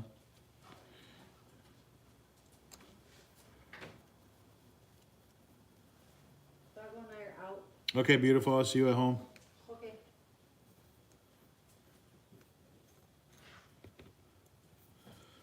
So yeah, I use that starter screw in comparison to that. I don't even know if I can get this to hold up. Okay, well, remember that one compared to the one that goes in the wheel. So that's how small the ones that go in the wheel are versus my one starter screw that I found that got these beadlock wheels to go right together with no problem.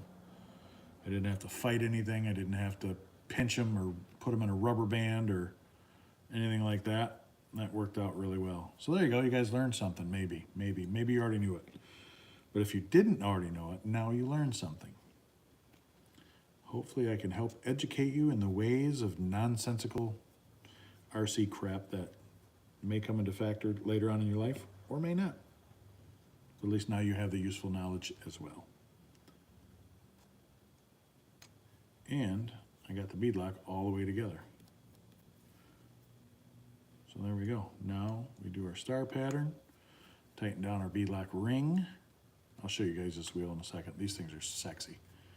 They look like, they kind of remind me of rather an old muscle truck, maybe, if that makes any sense, old hot rod truck. So, and then they've got a brass ring in them on top of that, so kind of cool. And again, this is the tire they came off of. This is the tire they're filling the gap for. So now I've got a metal beadlock wheel with brass on a Scorpio tire, which is a really good tire, and that should help this truck immensely. So now, let's throw our brass hexes on the front, and there's a price and a part number for you guys.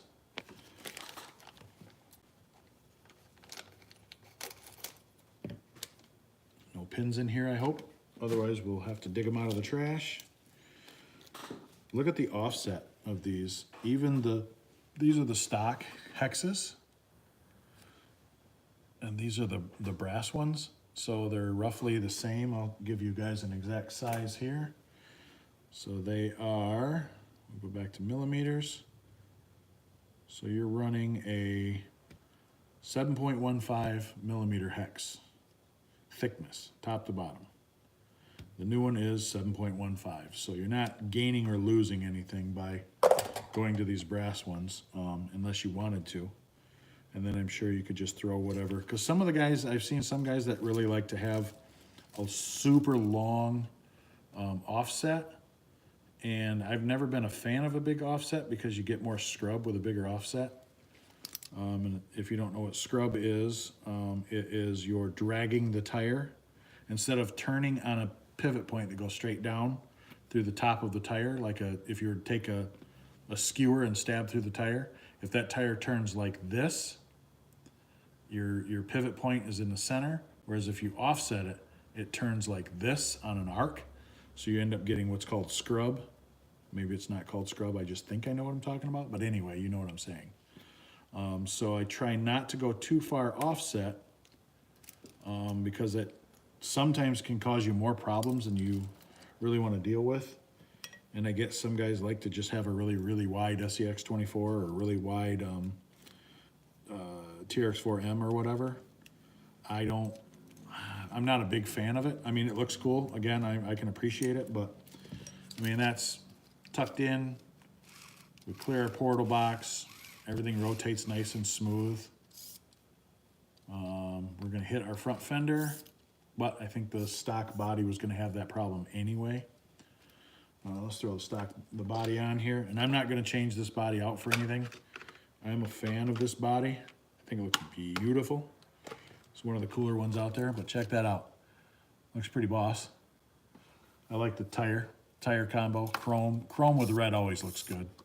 But yeah, so we're gonna rub there. We're gonna rub there, whatever. I'm gonna end up cutting this fender flare out a little bit. I'm not gonna cut it off because I wanna keep it, but yeah, we're into the body for sure. So who knows? Who knows how much I might end up trimming it off. Well, not a lot, actually. It'll be the fender flare that gets cut, not anything else. And I'm gonna keep, again, like I said, I'm gonna keep my stock body because I like the stock body. I think it looks really good. Kind of reminds me in the rear of, and the front, kind of an old Datsun. Like the old super low trucks from back in the day in my childhood. So there you go. And then the body has a little hook on the front. So you hook around that bar. But I think it would do 110 rig first. Oh, what, go wide? With the tires? I try not to go wide with any of them, 1/10 or otherwise. Just because I'm a scale guy, I enjoy the scale aspect of this. So with my trucks, I want them to look like something you could drive on the street. Like this, I've seen trucks like, obviously not sitting in my hand, but I've seen trucks this kind of setup when I was a little kid. You know what I mean? You saw one of these driving down the road. You saw these out at anywhere that there was a strip you could cruise in your hometown, if you lived in a country hometown, that you could go out and you'd see these guys, these 20-year-old, 25-year-old kids cruising these trucks in this configuration. Whereas you start throwing the wheels out like some of the people do now, you start throwing them out real wide, you're just gonna burn through wheel bearings on a real truck. And on a toy truck, it might work, but if you're running anything that has a regulated gate stance that is, you know, they only allow the gates to be so far apart, you're not really gonna be able to drive that truck without hitting a bunch of gates. So I don't know. I mean, to each his own.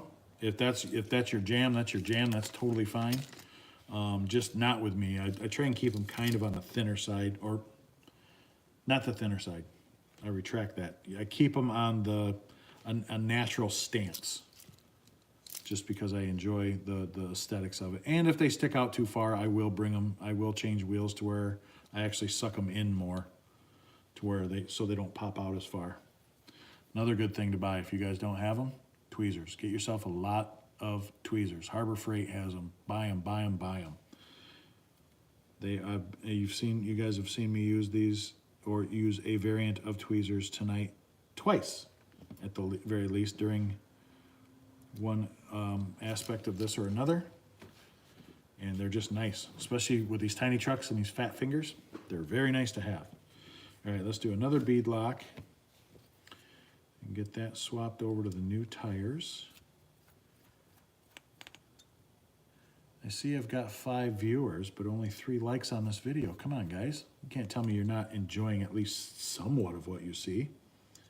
It's got to be mildly entertaining, right? 3 likes? Come on, let's see more. Let's see more. Give me some more likes. Starting to sound like these YouTubers. Oh, and we lost a person because I said, let's see more likes. See how I am? I scared somebody off. Hey, 4. There we go. Thank you, whoever sent the 4th one and the 3rd one and the 1st and the 2nd one, actually, too. Thank you for liking my useless, mindless, rambling video or live stream. Right now it's a live stream. Later it'll be a video. All right. I don't see Jason in here. I don't see Sliding Sideways in here. What do you guys, abandon me? You guys got too cool? You got your own YouTube channels now where you've grown huge?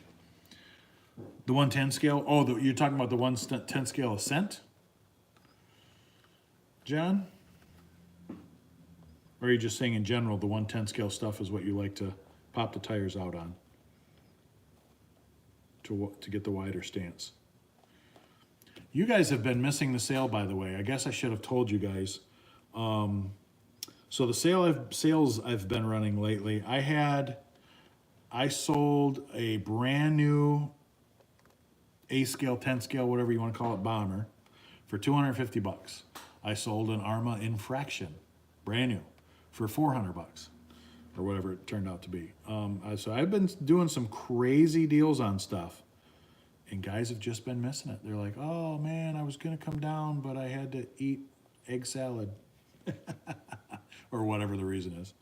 You guys gotta jump on these sales, man. It's days that I'm usually feeling like just throwing some crazy deals out there, and it's days that I'm like, all right, you know what? Let me drum up a couple $100 today so I can do whatever. Buy a new truck for the shop or get something. Because usually that's what I do is when I sell stuff, I end up dumping that money into an order. Like I sold a Vanquish. What did I sell today?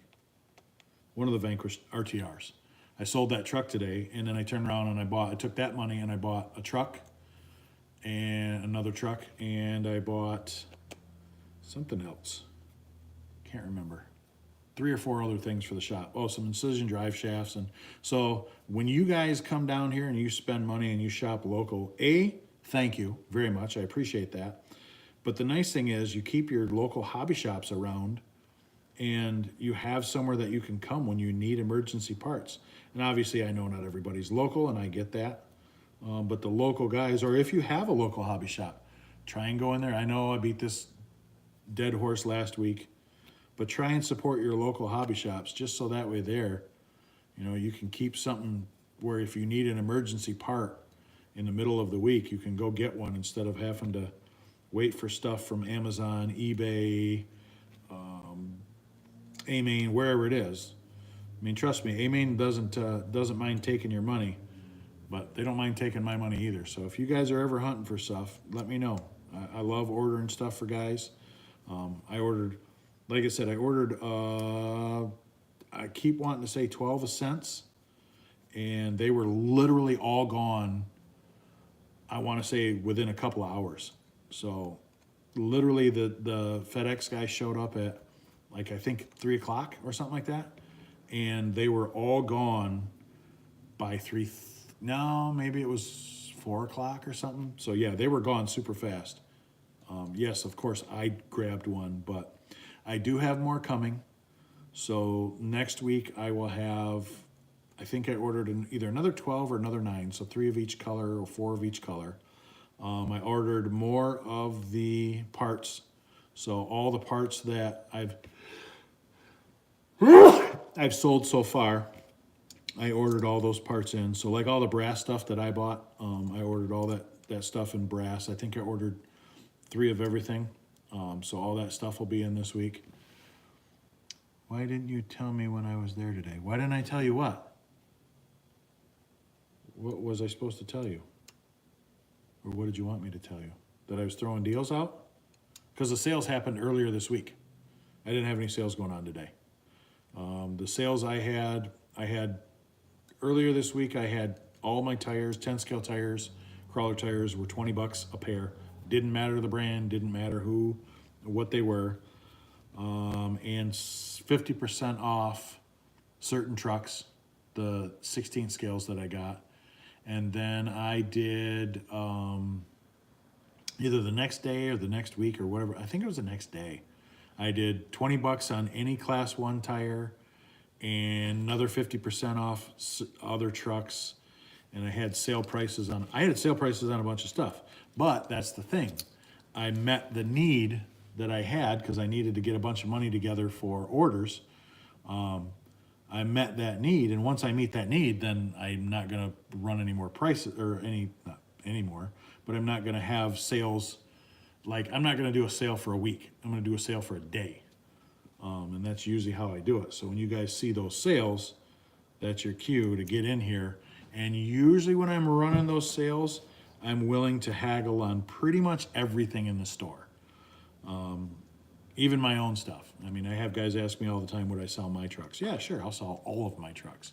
Problem is, I got a lot of money into them, and because I'm obviously not hurting for cash, I'm not gonna let them go cheap, but I'm not gonna try and get what I got into them either. Yeah, I'm gonna have to shade, see how that catches right there? But anyway, yeah, when I'm doing my sales stuff, usually I'm running a big sale on everything on the shelves, everything on the wall. Pretty nice. Speaking of needing parts, I love about this hobby that you can 3D print parts. John, as far as where do I post my sales, they are on Facebook. So when I go Facebook Live, usually it's between 1 and 3 o'clock when I'm here earlier, but between 1 and 3 o'clock is usually when I start walking around and start saying, man, I gotta sell that, man, I gotta sell that. So then I'll go Facebook Live and I broadcast it on Walters RC Parks page, on Kent County Buy Sell Trade page, and my Facebook page for the hobby shop on Crawler Space RC L.L.C. on Facebook. That's the only place I post any live videos like that when I'm doing sales. If I'm doing anything else, like I said, because it's not a week-long thing, it's meant to be today and today only type deal. Like when I did a sale on all the 10 scale tires for 20 bucks a pair, whatever pairs you wanted, that sale was only good that day. So I had guys saying, oh, I'll be in tomorrow. Nope, the sale's good today and today only. Just because I've got a bug up my schnoz about I'm trying to get rid of a bunch of stuff so I can generate some products. Next week, however, I will be running. I think what I'm going to do this time is, oh man, that screw stripped out in my shock. Brand new screw. That's all right. We got a Dremel. I will cut that thing off. Let's try it one more time, and then it's going to get cut off.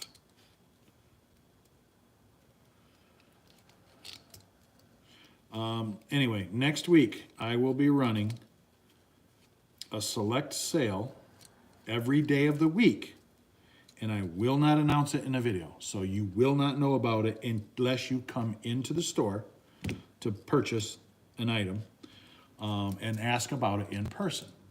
That will include any RTRs. Like I said, I sold that bomber for 250 bucks, brand new in a box. I sold the Arma Infraction, brand new, 400 bucks. It's normally a $650 truck.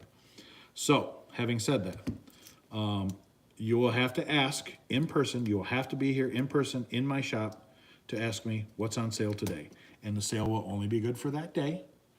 And cash will be the, I will be more inclined to give a bigger deal if it's cash, just because the IRS doesn't help me make any money. They don't deserve to spend any of my money. No. Yeah.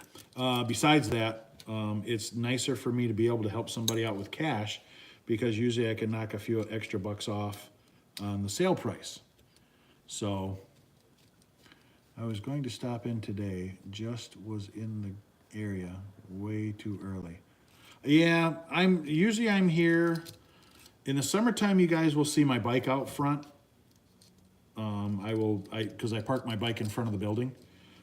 In the wintertime and when it's cold and rainy like today, my bike is inside. Obviously it's over there, but my truck is usually up front on the north side of the building.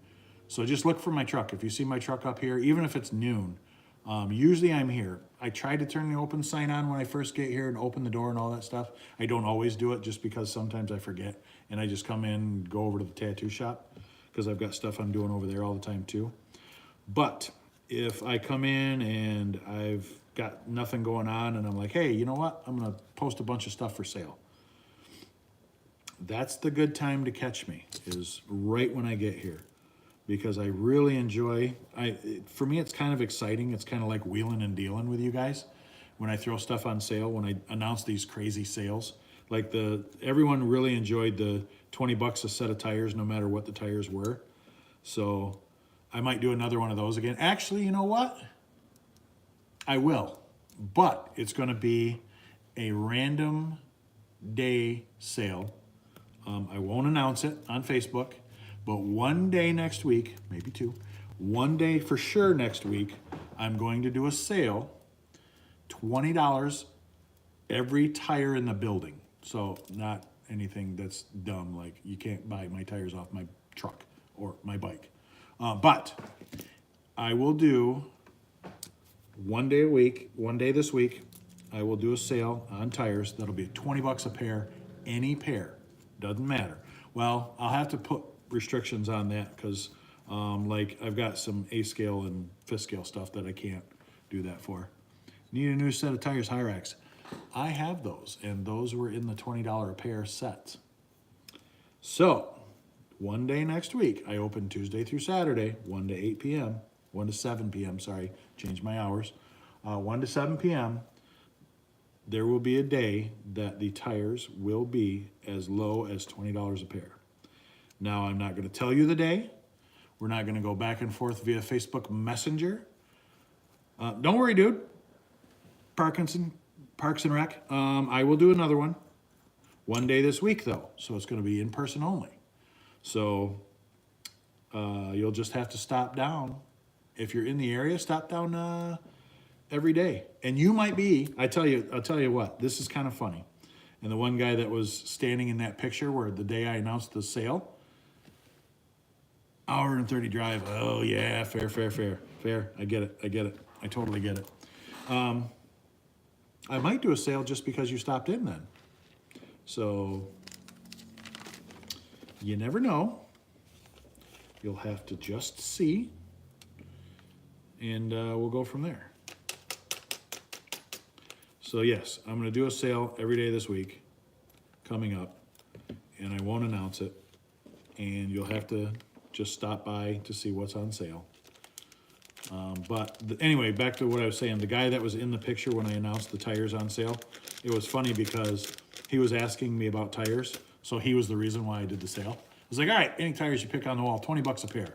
He was like, really? I said, yep. And I was like, matter of fact, and then I posted the picture of him standing there, unintentionally him standing there, but just he was standing there. And I was like, that was the day I did the tire sale for 20 bucks a pair. So let's see, what would be a good sale? You guys tell me or give me some ideas. Obviously, I can't just give stuff away because I've got to sell it for something so I can buy more product. But you guys give me an idea of some stuff that I have in stock. And it's primarily the stuff I have in stock, not stuff I'd be ordering. Because I am trying to move a lot of the crawler stuff that's been sitting around for a very long time. I'm trying to just get it out of here and get new stuff in its place. I want to have stuff like some of the Go Fast stuff, because obviously for me, crawling has slowed a little bit, even though I know that's, it's in the name and all that nonsense. But it has slowed for me personally as far as wanting to do it. I don't really care about doing the crawling very much anymore. Every now and again, like these little trucks, I'm enjoying these right now. But who knows when that will fade. So anyway, I'm not as focused on making sure I have a bunch of crawler stuff in stock. I'm trying to get a little bit of everything, but I'm also seeing you guys have been showing me that you're not really interested in the other stuff either, because I base what I order off of what you guys buy. So I bought the Arma Notorious and a few other vehicles, and they sit and sit and sit. That's why I did the Arma infraction sale, where I got rid of that truck for $400. That is normally $400 or $650. I was tired of looking at it. I have a lot of trucks in here like that. I have a lot of parts in here like that I just get sick of. Every time I look up, that truck's still here. So that is what is going to inspire me to sell or do sales on different trucks that I have here, or parts. We can do parts as well. I'm not opposed to doing parts. Also, I'm going to be more inspired to do a bigger sale and more money off if you spend more than 20 bucks. You know what I mean? So if you come in and the only thing you're after is these O-rings and ask me, hey, what's the sale price on these? I don't make a ton of money on the parts, especially something like, let's say, O-rings. It's not a thing, but let's say it is. So if you come in, you say, I want O-rings, I want a set of SEX 24 wheels, I need a LiPo battery, whatever, you know what I mean, to where you spend a few bucks. Then, like today, I had the guy that come in, he bought a Vanquish truck from me that was normally we'll say it was $450, I don't remember. No, it was $479. I don't know, whatever the Phoenix RTRs are.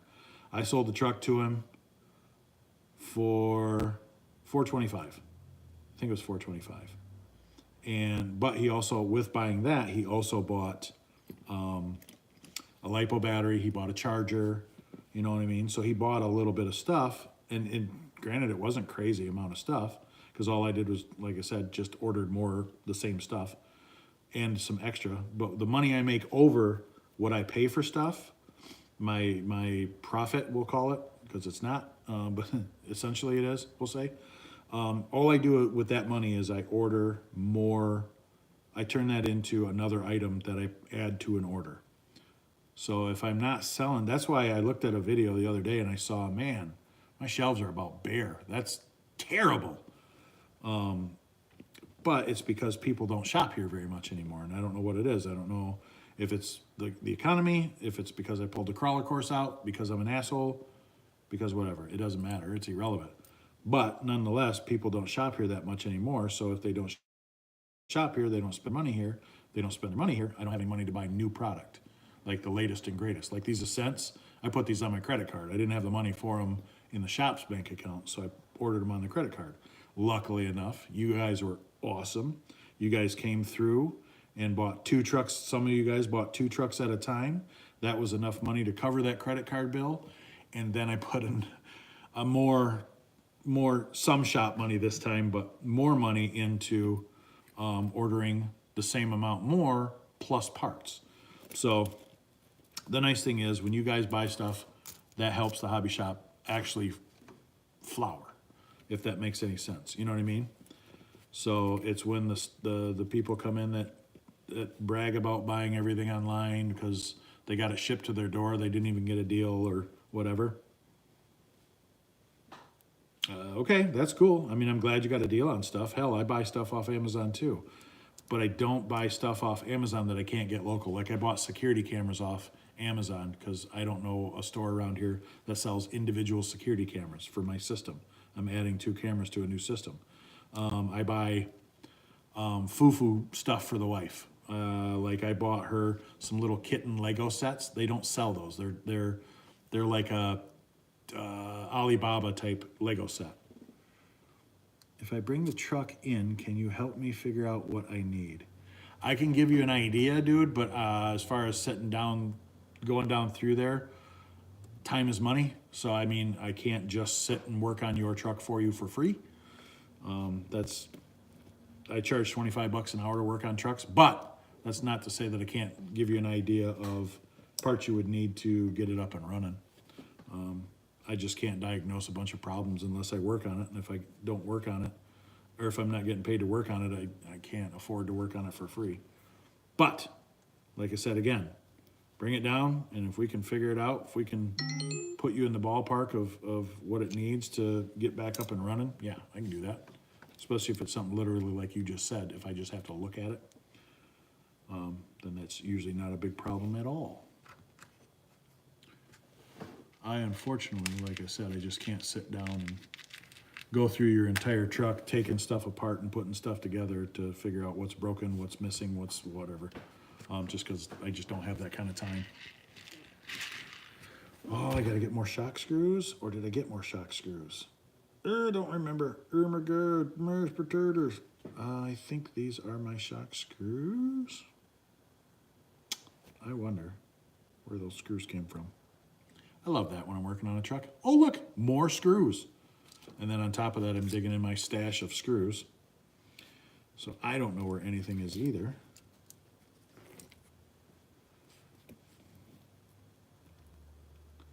So is there anything in particular anyone out there has been looking for or itching to check out? I'm always surprised when I put that out there that I don't have more people tell me, oh my God, I would love to see a Arma rapscallion, I don't know. I don't get anybody that really comments back to me what they'd like to see on the shelves. What up, Dan? How's it going, brother? So yeah, I'm always surprised that I don't have guys tell me, yeah, really want to see one of these whatevers.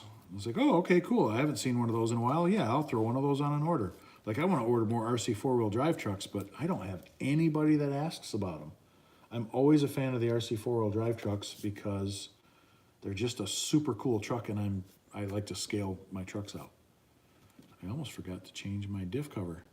Dan, I don't know if you know what's going on. I'm looking to get the Emo X2 from Cross RC. Cross RC I could have got for a while, and that was a truck I had. I had the Demon, I think, I had my own personal Demon, SR4C or SRC4 or whatever it was, the plastic pickup truck with a cage back. I had that, and then I had the Demon with the Lexan body on the shelf for a while. I had the Demon 2, I want to say, and I had something else. Those trucks sat forever.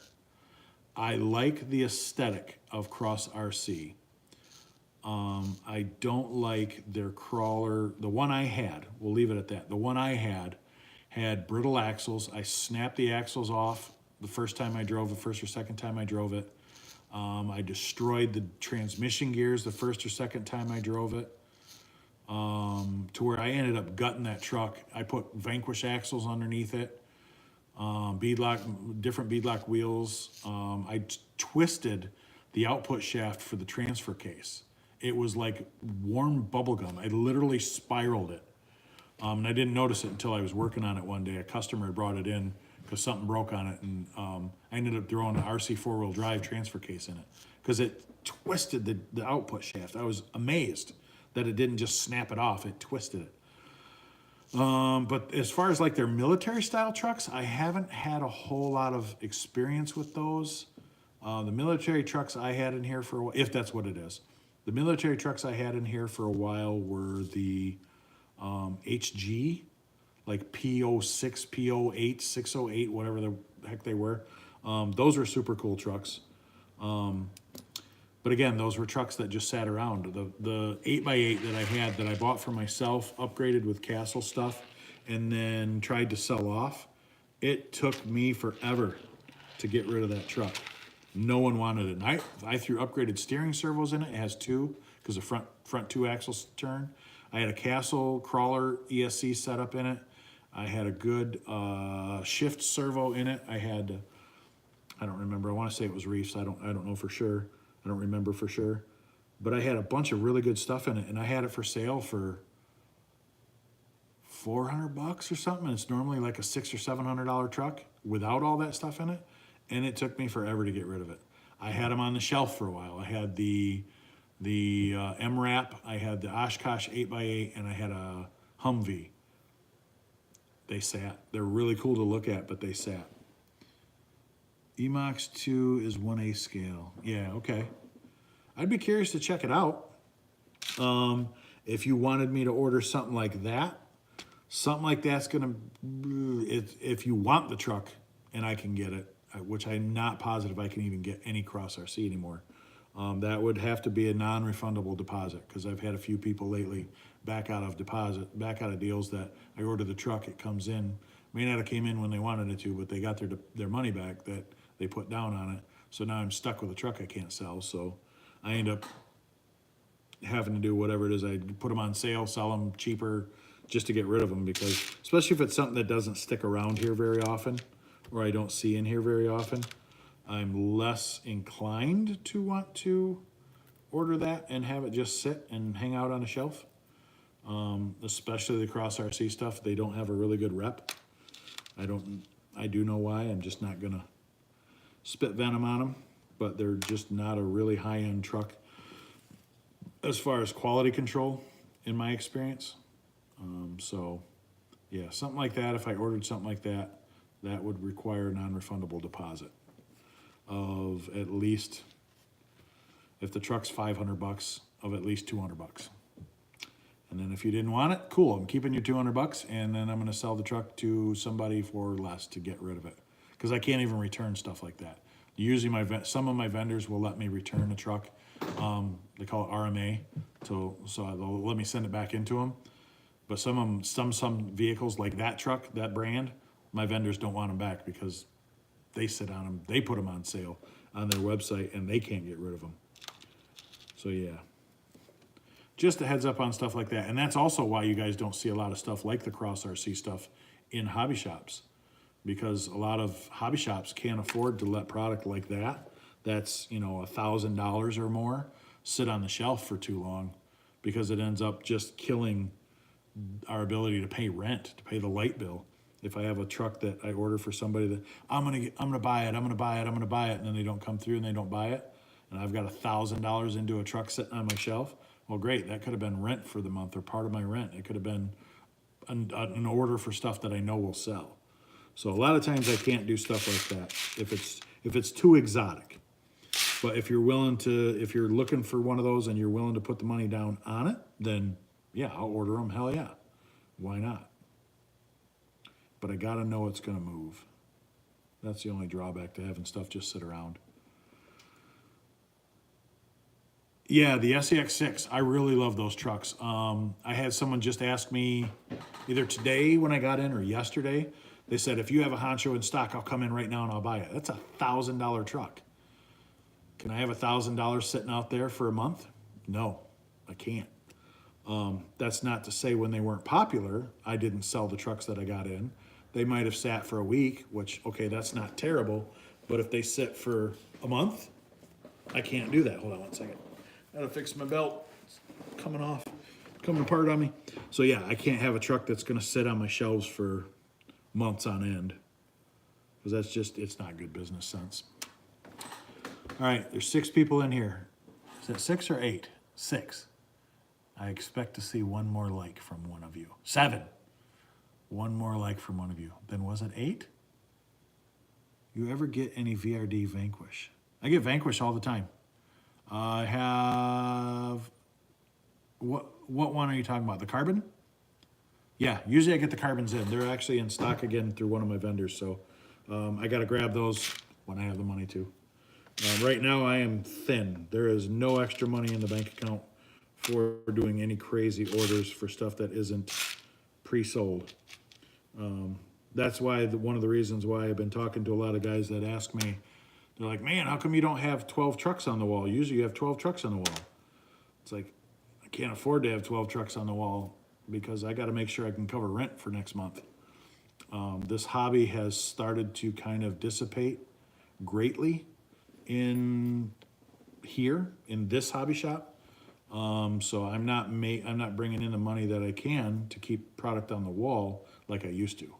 That was one of the things I was started to talk about earlier. Is I remember when I was looking at pictures of stuff that I had in here, and every shelf was loaded full of cool stuff. Well, it's not like that anymore. It's not like that anymore for a reason, though. There's just no ability for me to keep that kind of stuff on the wall and pay bills. So if I can't keep the product on the wall, I'm not going to order it to just sit around and do nothing. Sweet, found hardware. But if I know it's stuff that sells, like I said, the Ascents, all these.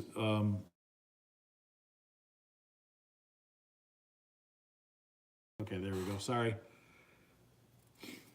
Let's see.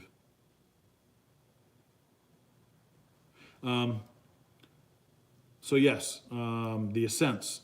I had all the trucks come in, and pretty much I didn't even put them on the. I put 4 of them on the shelf, but yeah, they rolled right back out the door really fast, which I loved. That, and that afforded me the money to order more of them and more of the parts. So 5 likes. Give it the like number 5. So yeah, stuff like that I really enjoy picking up. And like I said, I've been known to do the bad idea of brick and mortar space is pricey. Yeah, dude, it is for sure. A lot of hobby shops are closing and just pushing the online game. See, that's one thing I was mulling over here earlier last year, end of last year, whatever it was closing. My thought was I was going to close end of June, end of July, beginning of August. And the reason why I was going to close was I was watching my numbers and they were going down. Well, I'm saying that in past tense. They are going down year after year. So it's like, dang, I'd like to stay open. I'd like to, sell you guys cool RC stuff and be able to hook you guys up on fat deals and stuff. The problem has been Vanquish VRD stance. What is the turnaround when you order it?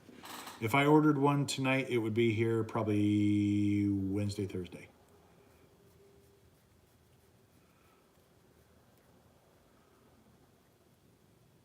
But yeah, anyway, like I was talking about, when I was talking about closing the end of this summer, it was just because I wasn't seeing the business.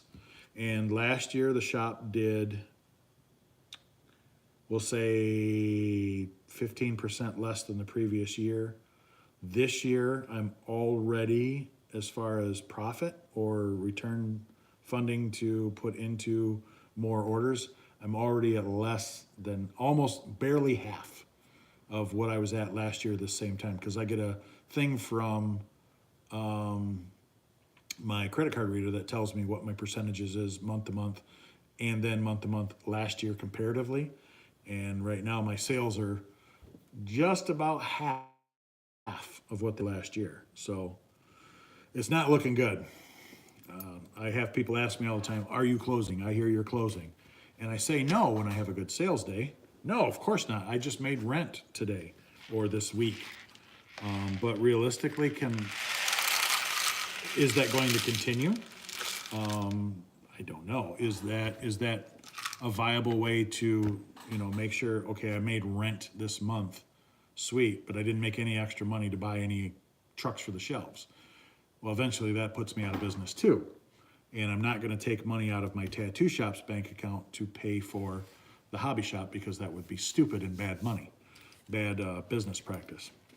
So I don't know. Like I said, I don't want to close the hobby shop because I enjoy this as much as I do.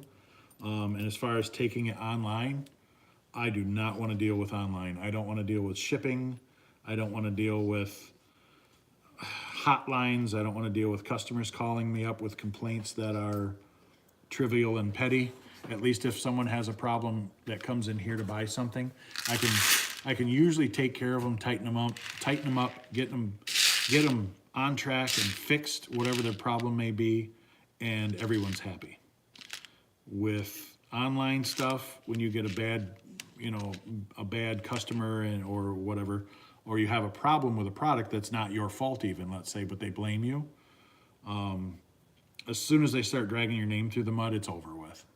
And I'm not big enough to, I'm not big like A-Main or RC four-wheel drive or any of those big companies that can afford to, again, like we talked about, let, $1,000 sit on my shelf without, being purchased, or without that money being taken up with a purchase.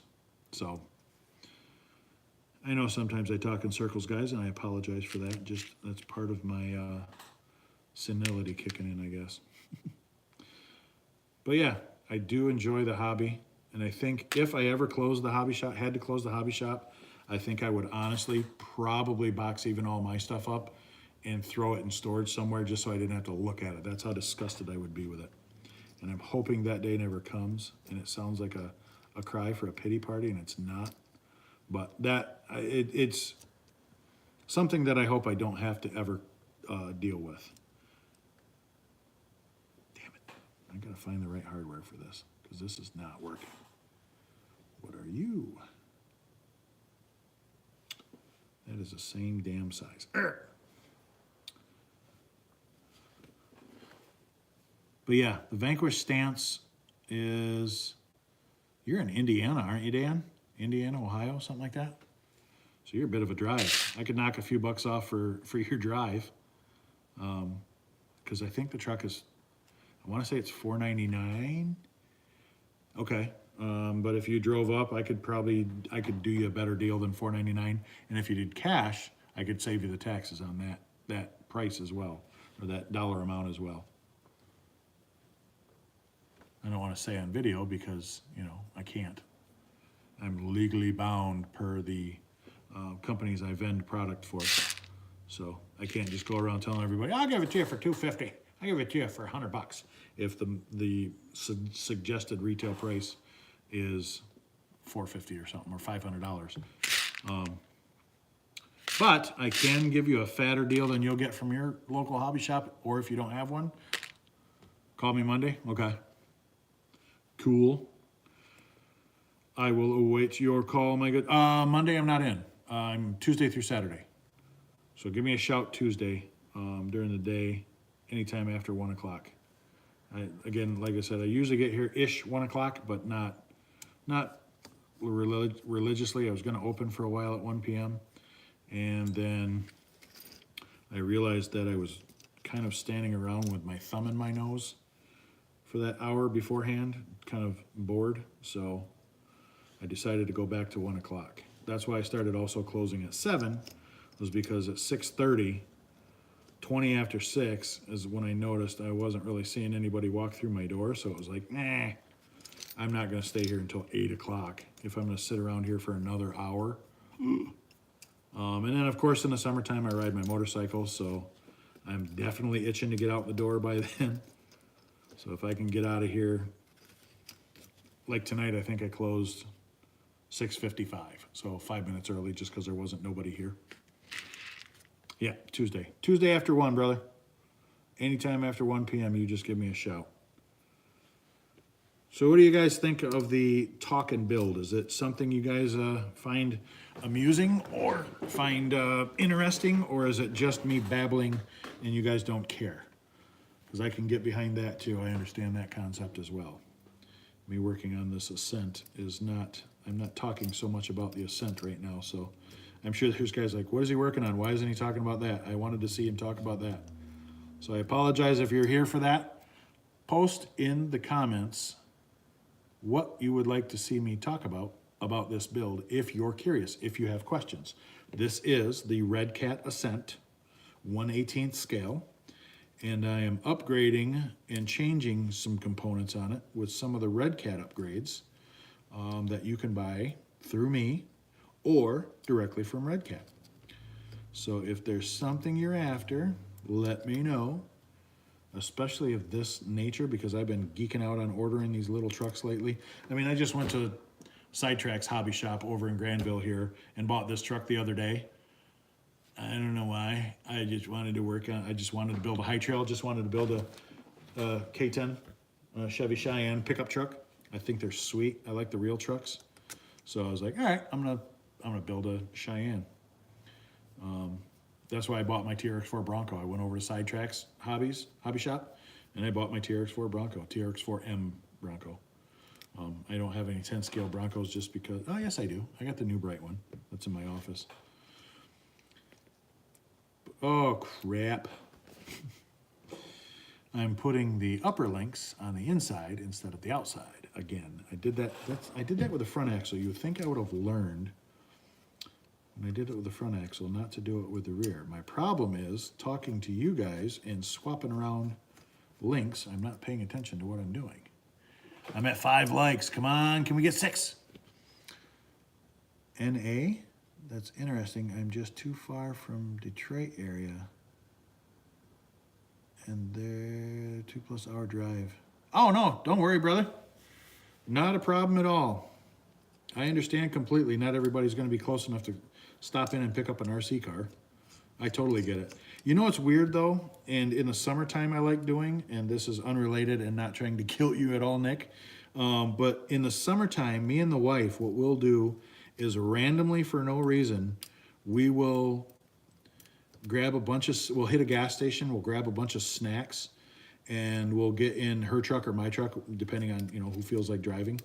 And we will go to, like, we went to Schoolcraft one time for a bricks and minifig store that they have down there for no reason. Well, for a reason. We went down there and I bought a ton of fucking Legos. But, yeah, so we will do weird Canada. Dude, even more of a reason. Have you ever been to the U.S., Bob? Boobs? Bob's RC? Bob's RC, sorry, I called you Boobs. No, you haven't been to the U.S.? Dude, you live, well, wait, where do you live in Canada? Do you live 10,000 miles from the border? Is that why you haven't been to the U.S.? Because otherwise, you have to see the shit show that is the U.S. It's probably not that bad. I'm probably over-exaggerating it, but the U.S. is pretty interesting. It is a cool, I'm not one of those anti-U.S. people by any stretch. I will never, ever say anything against this country because this country is better than most. Not all, but better than most. Want to go to Beat the Creek one year. Yeah, that'd be cool. Beat the Creek, where is that at? Beat the Creek, is that Indiana or something?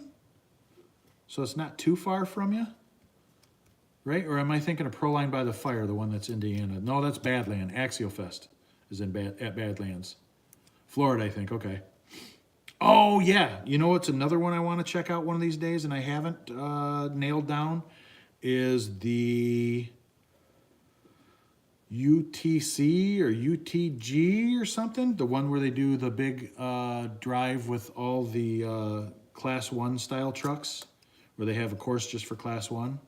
I think that'd be cool to go check out. My problem is getting the time away from here to go do it. Because if I'm not here, I don't have to be here Sunday, but I have to be here, not here in the tattoo shop or in the hobby shop, but I have to be in the tattoo shop Monday for a couple hours because I got to do some tattoo work. I own a tattoo shop for you guys that don't know. Yeah, I'd be sick for sure. So you guys may not know. Like I said, me and the wife just did tattoos on each other. I own Anarchy Inc. Tattoos, which is, if you Google Earth our address, which is 6566, this address, 6568 Division Avenue South, Grand Rapids, Michigan, 49548 is my tattoo shop, which is in the same building strip. So yeah, I've got a tattoo shop in the same little strip of stores that I run. I'm here for usually the days that I'm not at the hobby shop. So my wife recently, which is kind of funny, my wife recently told me that I work too much. And she told me the other day that I took care of us for the first 10 years. Now she's going to take care of us for the next 10 years, which thankfully the hobby shop has afforded me not spending any money out of the tattoo shop's bank account so I can waste it on this stuff. But this is kind of also what I use. Like if I need my tax lady's yelling at me all the time because I'm not taking a paycheck. And what I do is, like, this truck was $100. So instead of me taking a $300 a week paycheck, what I do is, this was my paycheck for last week. Last week? Yeah, I got these last week. So anyway, yeah, this was my paycheck for last week, $100. That's fine, because I can write it off. I pay full price, but I can write it off with my tax lady to keep her happy as, okay, fine, I took a paycheck from my business. Otherwise, I don't get paid to work here, and I don't care. I don't need to. So it's just kind of funny. Have you ever thought about checking out like the Proline by the Fire? That's another one I want to go see too. I want to go to. I want to go to Proline by the Fire. I want to go to USGT or USTC or whatever it's called. I can't remember. And I want to go to an Axial Fest. I don't know why. I don't run hardly any Axial. Do I have any? I have an Axial SX6 because I just got rid of my Rift the other day. So yeah, I want to check out Axial Fest just because I think it'd be fun. I don't want to camp because I hate camping. I'm one of them princesses. I need a hotel room. I'm not sleeping on the ground. I'm not getting eaten by bugs. That's probably the main reason why I don't RC outside anymore. Kentucky is closer to you? Kentucky is interesting. We took a road trip to Kentucky one time. It was funny because my wife asked me, or no, I asked her, I said, what are we doing this weekend? She said, we aren't doing anything. I says, okay, cool, let's go to Kentucky. She said, why do you want to go to Kentucky? I said, have you ever been to Kentucky? She's like, no. I said, well, me neither. So we went to Kentucky for the day, for the night. We went down, grabbed a hotel room in Kentucky, drove straight down.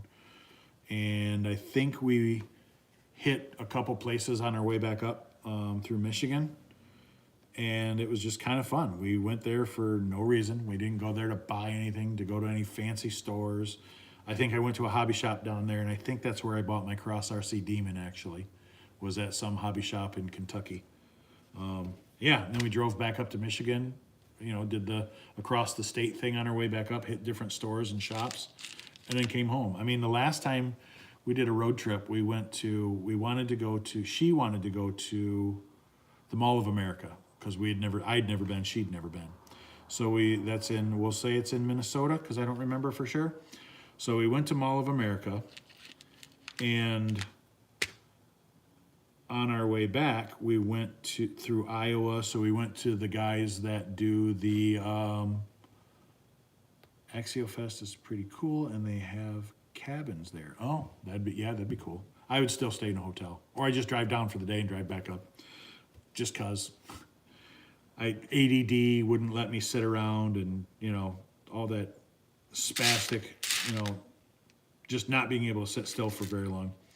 But anyway, on our way back up, we stopped at those guys that do, Frank and the other guy that do the drive by your house antique stuff, and they look through your property and give you money for it. It was a show on Discovery. It's done now, I think, because one of them died or something. Anyway, on our way back up, we stopped at their store in Iowa and checked out what they had, and was very disappointed that it was just a tourist trap, and that you could buy a t-shirt, and you could buy a dirty t-shirt and a dirty pair of jeans, and that said their logo on it. And I was like, okay, cool. We went to their little store that they have stuff in all the time that they're always showing on camera.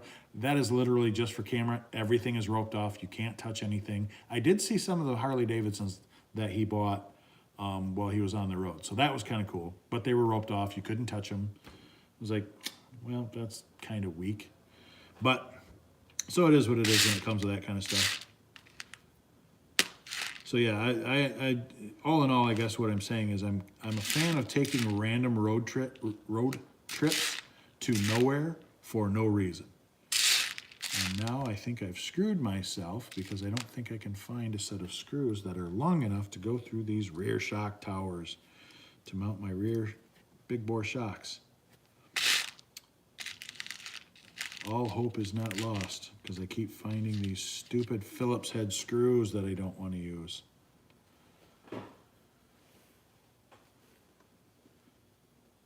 Dan, you're right there by AxioFest, aren't you? Oh, you said you have... Do you have a cabin there, or are you just saying that they have cabins there for people to rent?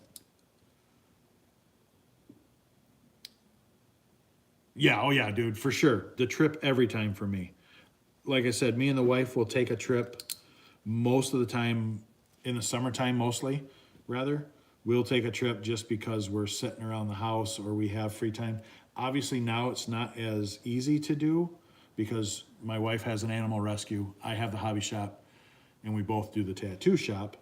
But if I have the ability to, tell her, hey, we don't have anything going on this weekend, let's go, I don't know, to Detroit for the weekend. It's like, okay, and we'll go down there. Well, we were going to the malls down there, the outlet malls, even though there's not really deals to be had, but we were just going down there to check it out. We did that one weekend. That was kind of fun. We've gone to the Lego store that they have in Detroit. Now they have one in Grand Rapids. So kind of cuts the reason for going all the way down there out now. Not to say that we won't, because we still probably will, but having one close is kind of nice. And then, yes, I know I put Phillips screws on here for you guys that are watching. Hey, wait a minute. Didn't he just say he hates Phillips screws? I do. But They're the only ones I could find right now that are long enough so I can get this at least back into roller status and show you guys what I've done thus far. Ah, yay, rear end's attached. That one shock is kind of stiff. That might not last very long. Might be empty, might not have any fluid in it, that's why. So all right, now we've got to build our next set of wheels. Oh, I guess. Well, there you go. There you go. Now you guys can see the links, what the links look like, and the knuckles, and the... Which one of you guys forgot to let me do the rear diff, or forgot to remind me to do the rear diff? I blame you, right there. You forgot to tell me to put the brass rear diff on. It's all your fault. I seen you. You could have said something. You didn't say anything. So now I got to stop and do that. As ridiculous as that just sounded, it amused me greatly. Oh yeah, I got to put fluid in this diff as well. You can rent them, and I'm about 1.5 hours from there. We ride side-by-sides there a lot. Oh, that's cool. I used to have a side-by-side. I missed that thing. I wish I would have never got rid of it.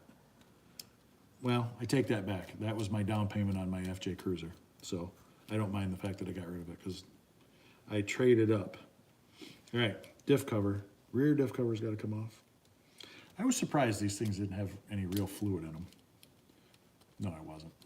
I really wasn't surprised. Normally RTRs have, I feel like, enough fluid to get them out the door. There you go. There's that rear diff. There is not a lot of fluid in there. I'll roll it for you so you can see. I mean, there's a little bit of diff stuff in there, but not very much. So back to our waterproof or water resistant, extra duty grease, heavy duty, farm equipment, construction equipment, high temps, high speeds. This whole time I thought this said waterproof on it. It does not say waterproof on it. And I've been putting it in all of my stuff I've built for the past, you know what, as full as that is, I've used this for 2 years plus, building trucks consistently. Anyway, I am surprised it doesn't say waterproof. I thought for sure it did. And I'm also surprised they didn't put more grease in this, because they absolutely could have put some in here, a little. All right, roll you around, cover that diff. Maybe it's because it's green. I thought it was waterproof. I don't really know. Okay, good. There we go. Grease, brass diff cover. And again, if you guys didn't know, it's got a little brass beveled edge on top, not on the bottom. Don't worry, we will change that as soon as we bounce this thing off some rocks somewhere. Jason's RC, his track shack is going to be gone soon, and we were gonna move it here, but unfortunately I've got to put some stuff in storage for family potentially here soon, big furniture, so I'm not gonna have the room for it. And I never really got with him to discuss the fundamentals of how that was supposed to work anyway, so I guess it worked out. But I wanted to do something here, and I still might this winter.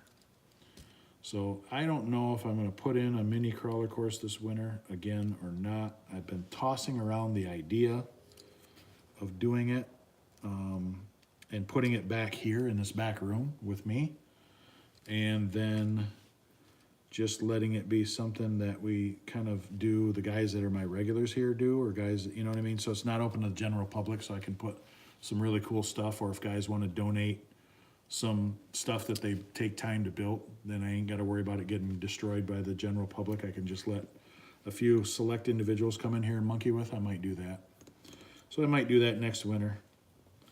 So if you guys have any preference or ideas on that being a good idea or not, I know obviously it's too new in the year to say, because it's about to be summertime, so a lot of people are going to start putting RCs up for the summer and start getting, well, I'm sorry, they're going to put away their indoor RCs for the summer and get out their outdoor RCs.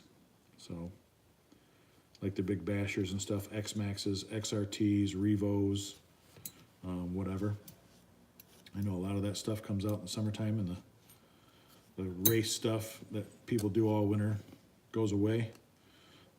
That's how I used to do it with all my race crap back in the day when I used to race. All my race shit would go into a box somewhere and I wouldn't worry about it until the following race season, which was usually the following year. And then I'd have to go through and rehab a bunch of stuff that sat around and got neglected, or put away broken, or put away bent and damaged. All right, I'll put this cap back on my grease. I'm surprised I haven't seen Kevin or Jason or even Jeff Walters say what's up. Usually Jeff Walters pops in here and checks stuff out. Because didn't I put a title to this stupid video, something about this 18 that I was going to be working on? I don't remember if I did or not. I'm shooting this on my iPhone 8 that I don't use anymore. Here's my stupid 13 that's a piece of junk. And then watching the comment section on my iPad. So I can chit-chat back and forth with you guys and catch what you're saying. Because when I do it with my phone, it pops up and then it disappears. Whereas here, it stays there and I can see it for longer. Well, it actually stays there permanently. How many people we got watching? 4? Back down to 4. Hey, do me a favor if you guys haven't liked this live stream yet, even if you don't like it, give me a thumbs up. Just because, why not? Live dangerously, give me a thumbs up, and comment what you think my next build should be. That would be interesting, actually. Because usually I have been known to go a little overboard, as you guys may or may not know, if you know me or not. A little overboard on parts I buy for my builds tend to get a little flashy. And I don't intend for that to happen. It just happens because my taste, I have champagne taste and beer pockets. Sometimes. Most of the time it's seltzer water pockets. But I do tend to like building really cool trucks, especially ones that are just kind of different, stuff that guys, you look at and they go, man, I wouldn't put that money into that truck if I had it, but that's cool that it looks cool like that. So that's always been kind of my enjoyment when I'm working on these things is, do I need to change out this motor, ESC, wheels, tires, add all this brass? No, probably not. Did I do it just because, like the shocks, I changed the shocks for literally no reason. Other than these are red and the stock shocks are just a red cap. So I'll show you guys kind of what I'm talking about. So these are Hobby, if you don't know, Hobby Plus big bores. These are the stock shocks. Plastic body, plastic caps, plastic ends. Nah. I got a red. They're red because I'm running the red body. So when I'm running the red body, I'm gonna run red shock spots, red aluminum parts. And I've actually got some TRX4M red aluminum stuff left over from a build that I might throw on here as well. So just to make this thing a little more flashy, I guess. And it's stuff that I've already had sitting around because I build a lot of trucks like that. I'll buy a part, I'll buy a bag of parts. I'll use 3 of those parts out of that bag and there'll be 1 left and I'll be like, okay, I'll just throw this on a shelf until next time. And then I throw it on the shelf next time and I build something, let's say like this, and I'm like, ooh, you know what? That red part would look really cool on this red truck. I have an addiction to red and white has always been my color when I've built these. Ooh, almost lost the pin. When I picked this up and showed you guys the shock bodies. That would have sucked to lose the pin, but I have a baggie full of pins. So not a real big deal. Just been a pain in the ass for a minute. And these have 5mm hexes, you guys. So if you were wondering what size, same as the TRX4Ms. I'm wondering if Traxxas is setting a kind of a, oh, the hex fell off. Let me take that pin out so I don't lose it. Put that next to the hex. I wonder if Traxxas is setting a precedence on size for these trucks. Because what are the other ones? The FMS and the Hobby Plus and the Panda Hobby 18 stuff, 18 scale stuff, are they all 1.5mm screws? And nope, 1.5 millimeter screws and 5 millimeter wheel nuts. Because that would be interesting if everybody's going to that standardized size for these trucks. That would be cool, because then all the 18 scales, you could use your same tools across the board to all the trucks. The Vanquish, the SCX 24 going to the 1.050, that was a bad idea. I think that was super dumb, only because they screwed over a lot of their hobby guys that are already into this well, no, maybe not, because most of us, like me, I've already had standardized tool sets, so I don't know that they really would have screwed anybody over, but it is a weird size, at least. They should have just stuck with the 1.5s. It ain't like they couldn't have found the hardware. It's obviously out there if everybody else is using the 1.5 size hardware. Yeah, I feel like Trax is kind of setting a standard. I would like to see Vanquish pull off a 1/18 or a 1/24 scale, and I know Harley Designs is working on one. I know he is.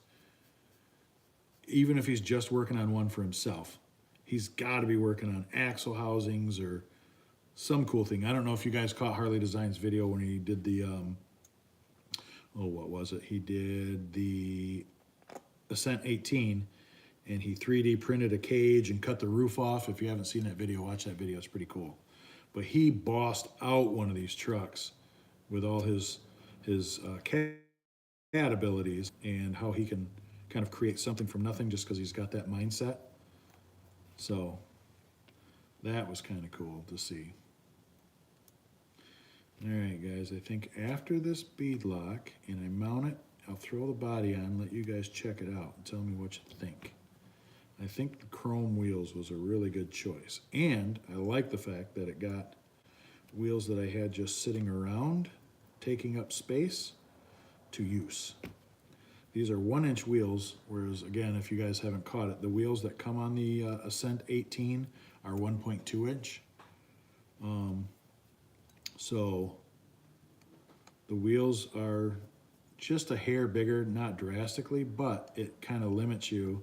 Like if you're gonna, and they're glued, so they're kind of useless as far as going wheel to wheel, unless you wanted to glue them every time, and no one wants to do that.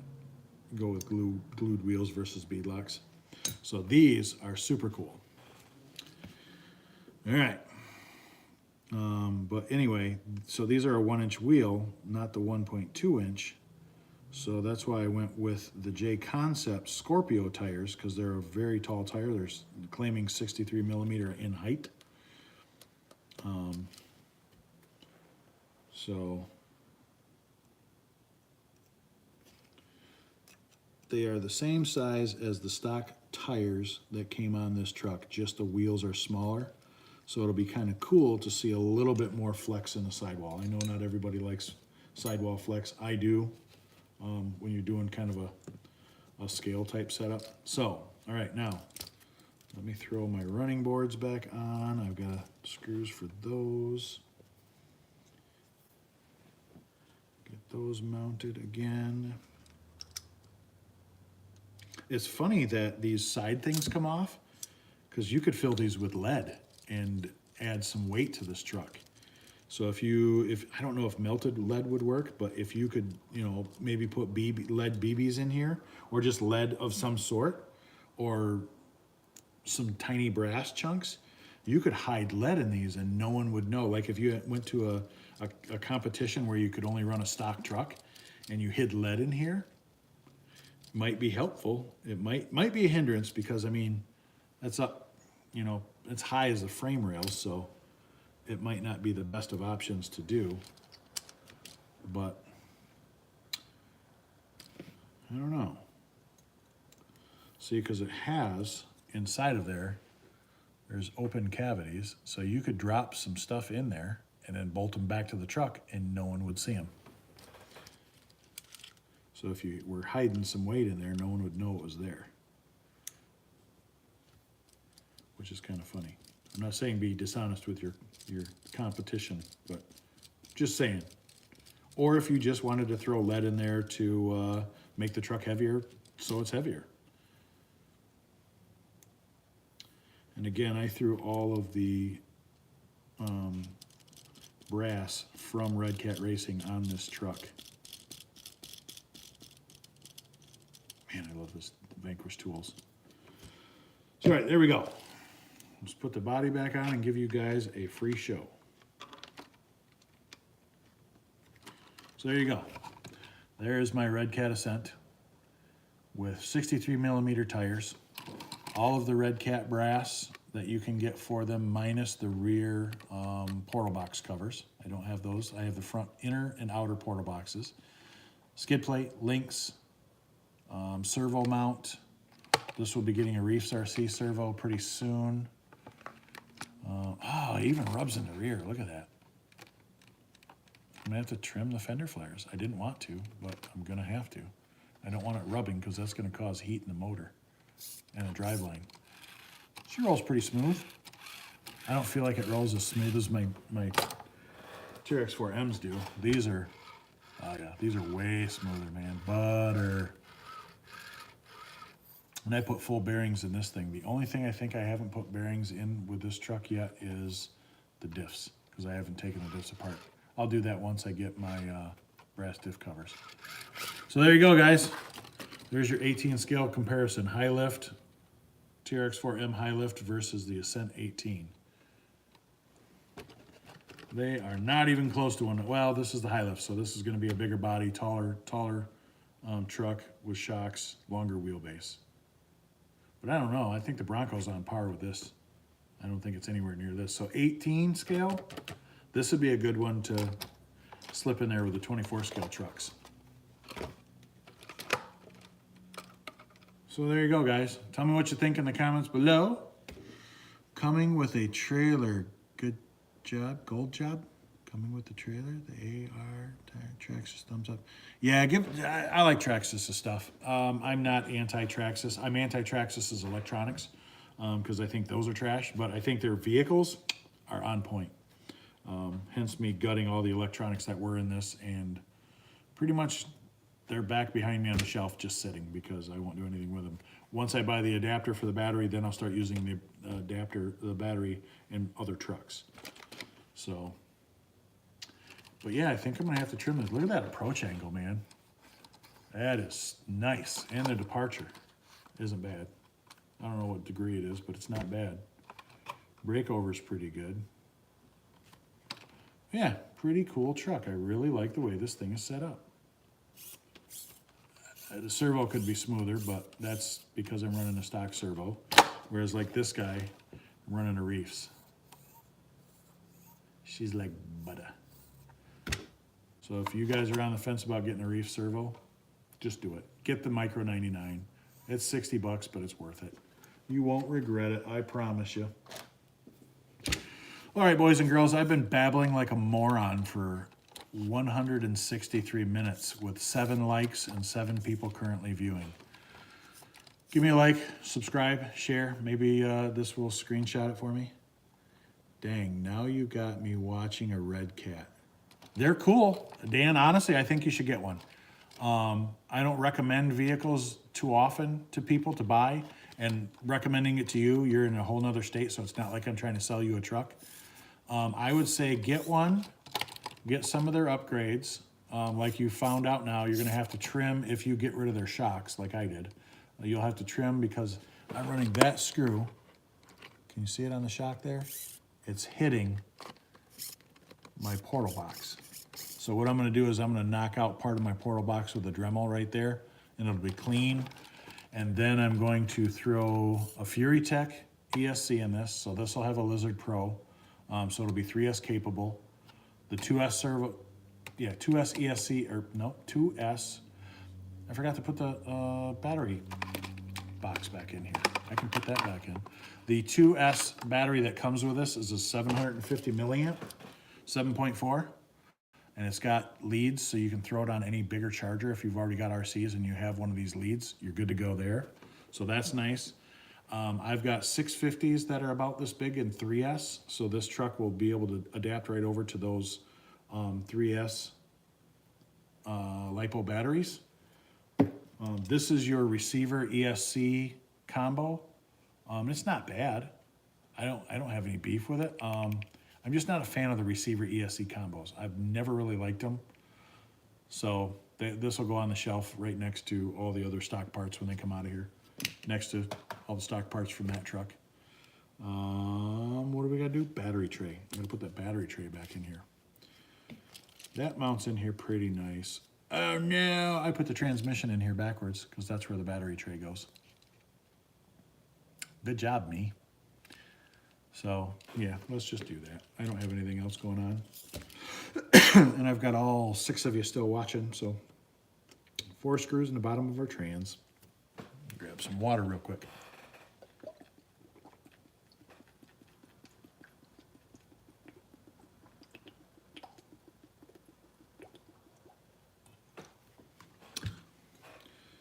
Turn our transmission around, I put it in backwards.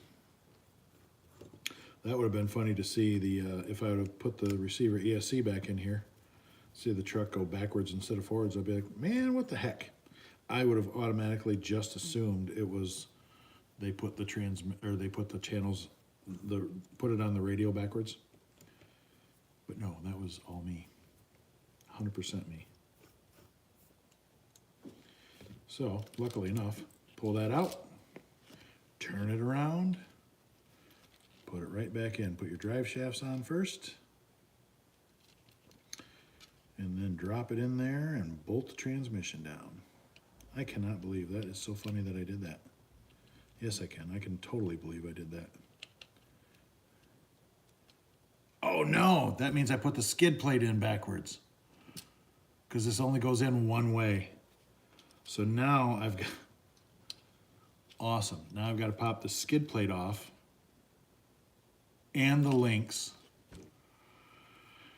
All right, guys, I'm gonna get out of here. I'm clearly brain dead. So yes, anyway, the transmission only goes in the skid plate one way, if you guys haven't seen this already. So that means I've got to take all 4 of the screws out for each one of the links. That means I've got to take the 4 screws out for the links, or for the skid plate, turn the skid plate around, put it back in, put the links back on, just so I can put the battery tray back here where it goes. Or I could probably just leave it the way it is because the motor went in here, and put my battery here or put my battery here. Oh my God, I am so retarded. Oh well, that'll be something to do tomorrow. All right, guys, better go eat. Yeah, no kidding. The wife's probably made something.